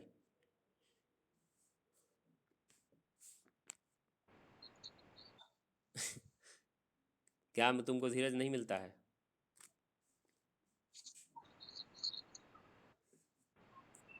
आम खिलाएगा। अच्छा, आता हूँ एक बार ना, तुम लोग नौकरी लो ना, तब ना हम आएंगे खुशी खुशी तो खाएंगे। ऐसे कहेगा जो मास्टर इतना दिन से पढ़ा रहा है, बच्चा सब सफलता ले नहीं रहा, तो हमको कितना दुख होता है।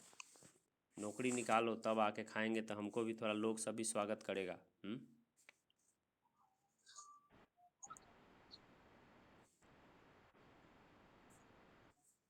होगा होगा, तुम्हारे सब्र के सामने सब फेल हो जाएगा, पक्का होगा। भारत में वर्षा का अधिक होते हुए भी यह देश प्यासी धरती समझा जाता है। कारण है क्या, वर्षा के पानी का तेजी से बह जाना। शुरू करते हैं, ठीक ना। वर्षा का पानी शीघ्रता से भाप बनकर उड़ जाना, और वर्षा का कुछ थोड़े महीने में जोर से, इसीलिए होता है भारत में खूब वर्षा होता है, लेकिन प्यासी धरती का देश है भारत। भारत में सबसे कम वर्षा होता है कच्छ से लेकर पंजाब हरियाणा तक। ठीक है, आगे चलिए। भारतीय उपमहाद्वीप में स्थित ग्रीष्म ऋतु में उच्च तापमान और निम्न दाब हिंद महासागर में वायु का कर्षण करते हैं, जिसके कारण प्रभावित होता है ये दक्षिण पश्चिम मानसून से। कर्नाटक में ग्रीष्म ऋतु में दौरान त्वरित झंझाओं के कारण होने वाली वर्षा को क्या कहते हैं, बताइए कर्नाटक में, बनाइए, क्या कहेंगे, ऑप्शन से पकड़ा रहा है, चेरी ब्लॉसम। सीडीएस में पूछा है ना जी। भारत के उत्तर पश्चिमी मैदान में पश्चिमी विक्षोभ से जाड़े में होने वाली वर्षा की मात्रा क्रमशः कम होती जाती है पश्चिम से पूरब की ओर। ग्रीष्म काल में आने वाली तूफानों को किस राज्य में काल बैसाखी कहते हैं, कहाँ कहते हैं, बताइए, पश्चिम बंगाल में। एक बार कंसेप्ट बता दिए, सब बन रहा है। विश्व में सर्वाधिक वर्षा मासिन राम में क्यों होता है, क्योंकि पहाड़ी का आकृति वहाँ क्या है, कीपाकार है, कीप के जैसा पहाड़ी है। दक्षिण पश्चिम मानसून से पता है भारत में कितना वर्षा होता है, 75% वर्षा होता है। चेन्नई में जाड़ा में वर्षा होता है उत्तर पूर्वी मानसून से, लौटते हुए मानसून से। चेन्नई की जलवायु कोलकाता की जलवायु की तुलना में गर्म क्यों रहता है, जबकि दोनों स्थान समुद्र के तट पर है, तो चेन्नई विषुवत रेखा के नज़दीक है, यही कारण है। मानसून निवर्तन यानी लौटते हुए मानसून से अधिक वर्षा कहाँ होता है, चेन्नई में। भारत के पश्चिमी तटों में ग्रीष्म ऋतु में अति उच्च वर्षा किसके कारण होता है, उष्णकटिबंधीय अवस्थिति के कारण। अक्टूबर और नवंबर के महीने में कहाँ अधिक वर्षा होता है, कोरोमंडल तट पे। कहाँ होता है, कोरोमंडल तट पे। अक्टूबर गर्मी का प्रमुख कारण है उच्च आर्द्रता के साथ संबंध उच्च तापमान। भारत के किस राज्य में जाड़े के मौसम में वर्षा होता है, बनाइए, तमिलनाडु। भारत के पश्चिमी समुद्र तट पर वर्षा किस महीने में होता है, तो वही दक्षिण पश्चिम मानसून से। किस राज्य में प्रत्यावर्ती मानसून का अधिक प्रभाव है, लौटते हुए मानसून का, तो क्या कहिएगा, तमिलनाडु। अरे इतना बार पूछा है सवाल सब, मानसून शब्द की उत्पत्ति हुई है अरबी भाषा से। भारत में सर्वाधिक वर्षा कहे तो क्या कहिएगा? दक्षिण पश्चिम मानसून। उत्तर पूर्वी मानसून से सबसे अधिक वर्षा, उत्तर पूर्वी कहे तो वही लौटता हुआ कहाँ होगा? तमिलनाडु में। कौन सबसे सूखा है? तो लेह सबसे सूखा है। भारत के निम्नलिखित में से किस स्थान में शीतकाल के दौरान उच्चतम वायुमंडलीय दाब अनुभव होता है? तो लेह में। कौन सी जगह की जलवायु 6 प्रमुख नियंत्रण में नहीं है? तो मानव प्रभाव में नहीं। किसी भी जगह की जलवायु के 6 प्रमुख नियंत्रणों में कौन नहीं है? मानव प्रभाव नहीं है, मानव प्रभाव। ठीक है।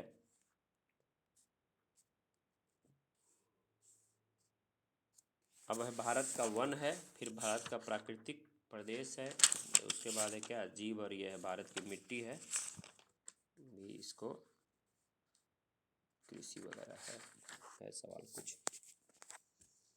तो ये हो गया आपका कंप्लीट। भारत का वन जो है वो किसका ये दिया है अपडेट, इसका तो कोई गारंटी नहीं है वन का। क्या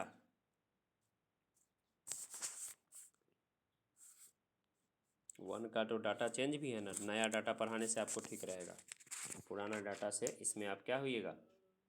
फंस जाइएगा। तो इसको क्या करते हैं? रहने देते हैं इसको, और फिर आगे संशोधित करके कराएंगे, ठीक है ना? क्योंकि डाटा चेंज रहेगा तो गलत नहीं पढ़ा सकते। ठीक है, इसको रोकते हैं।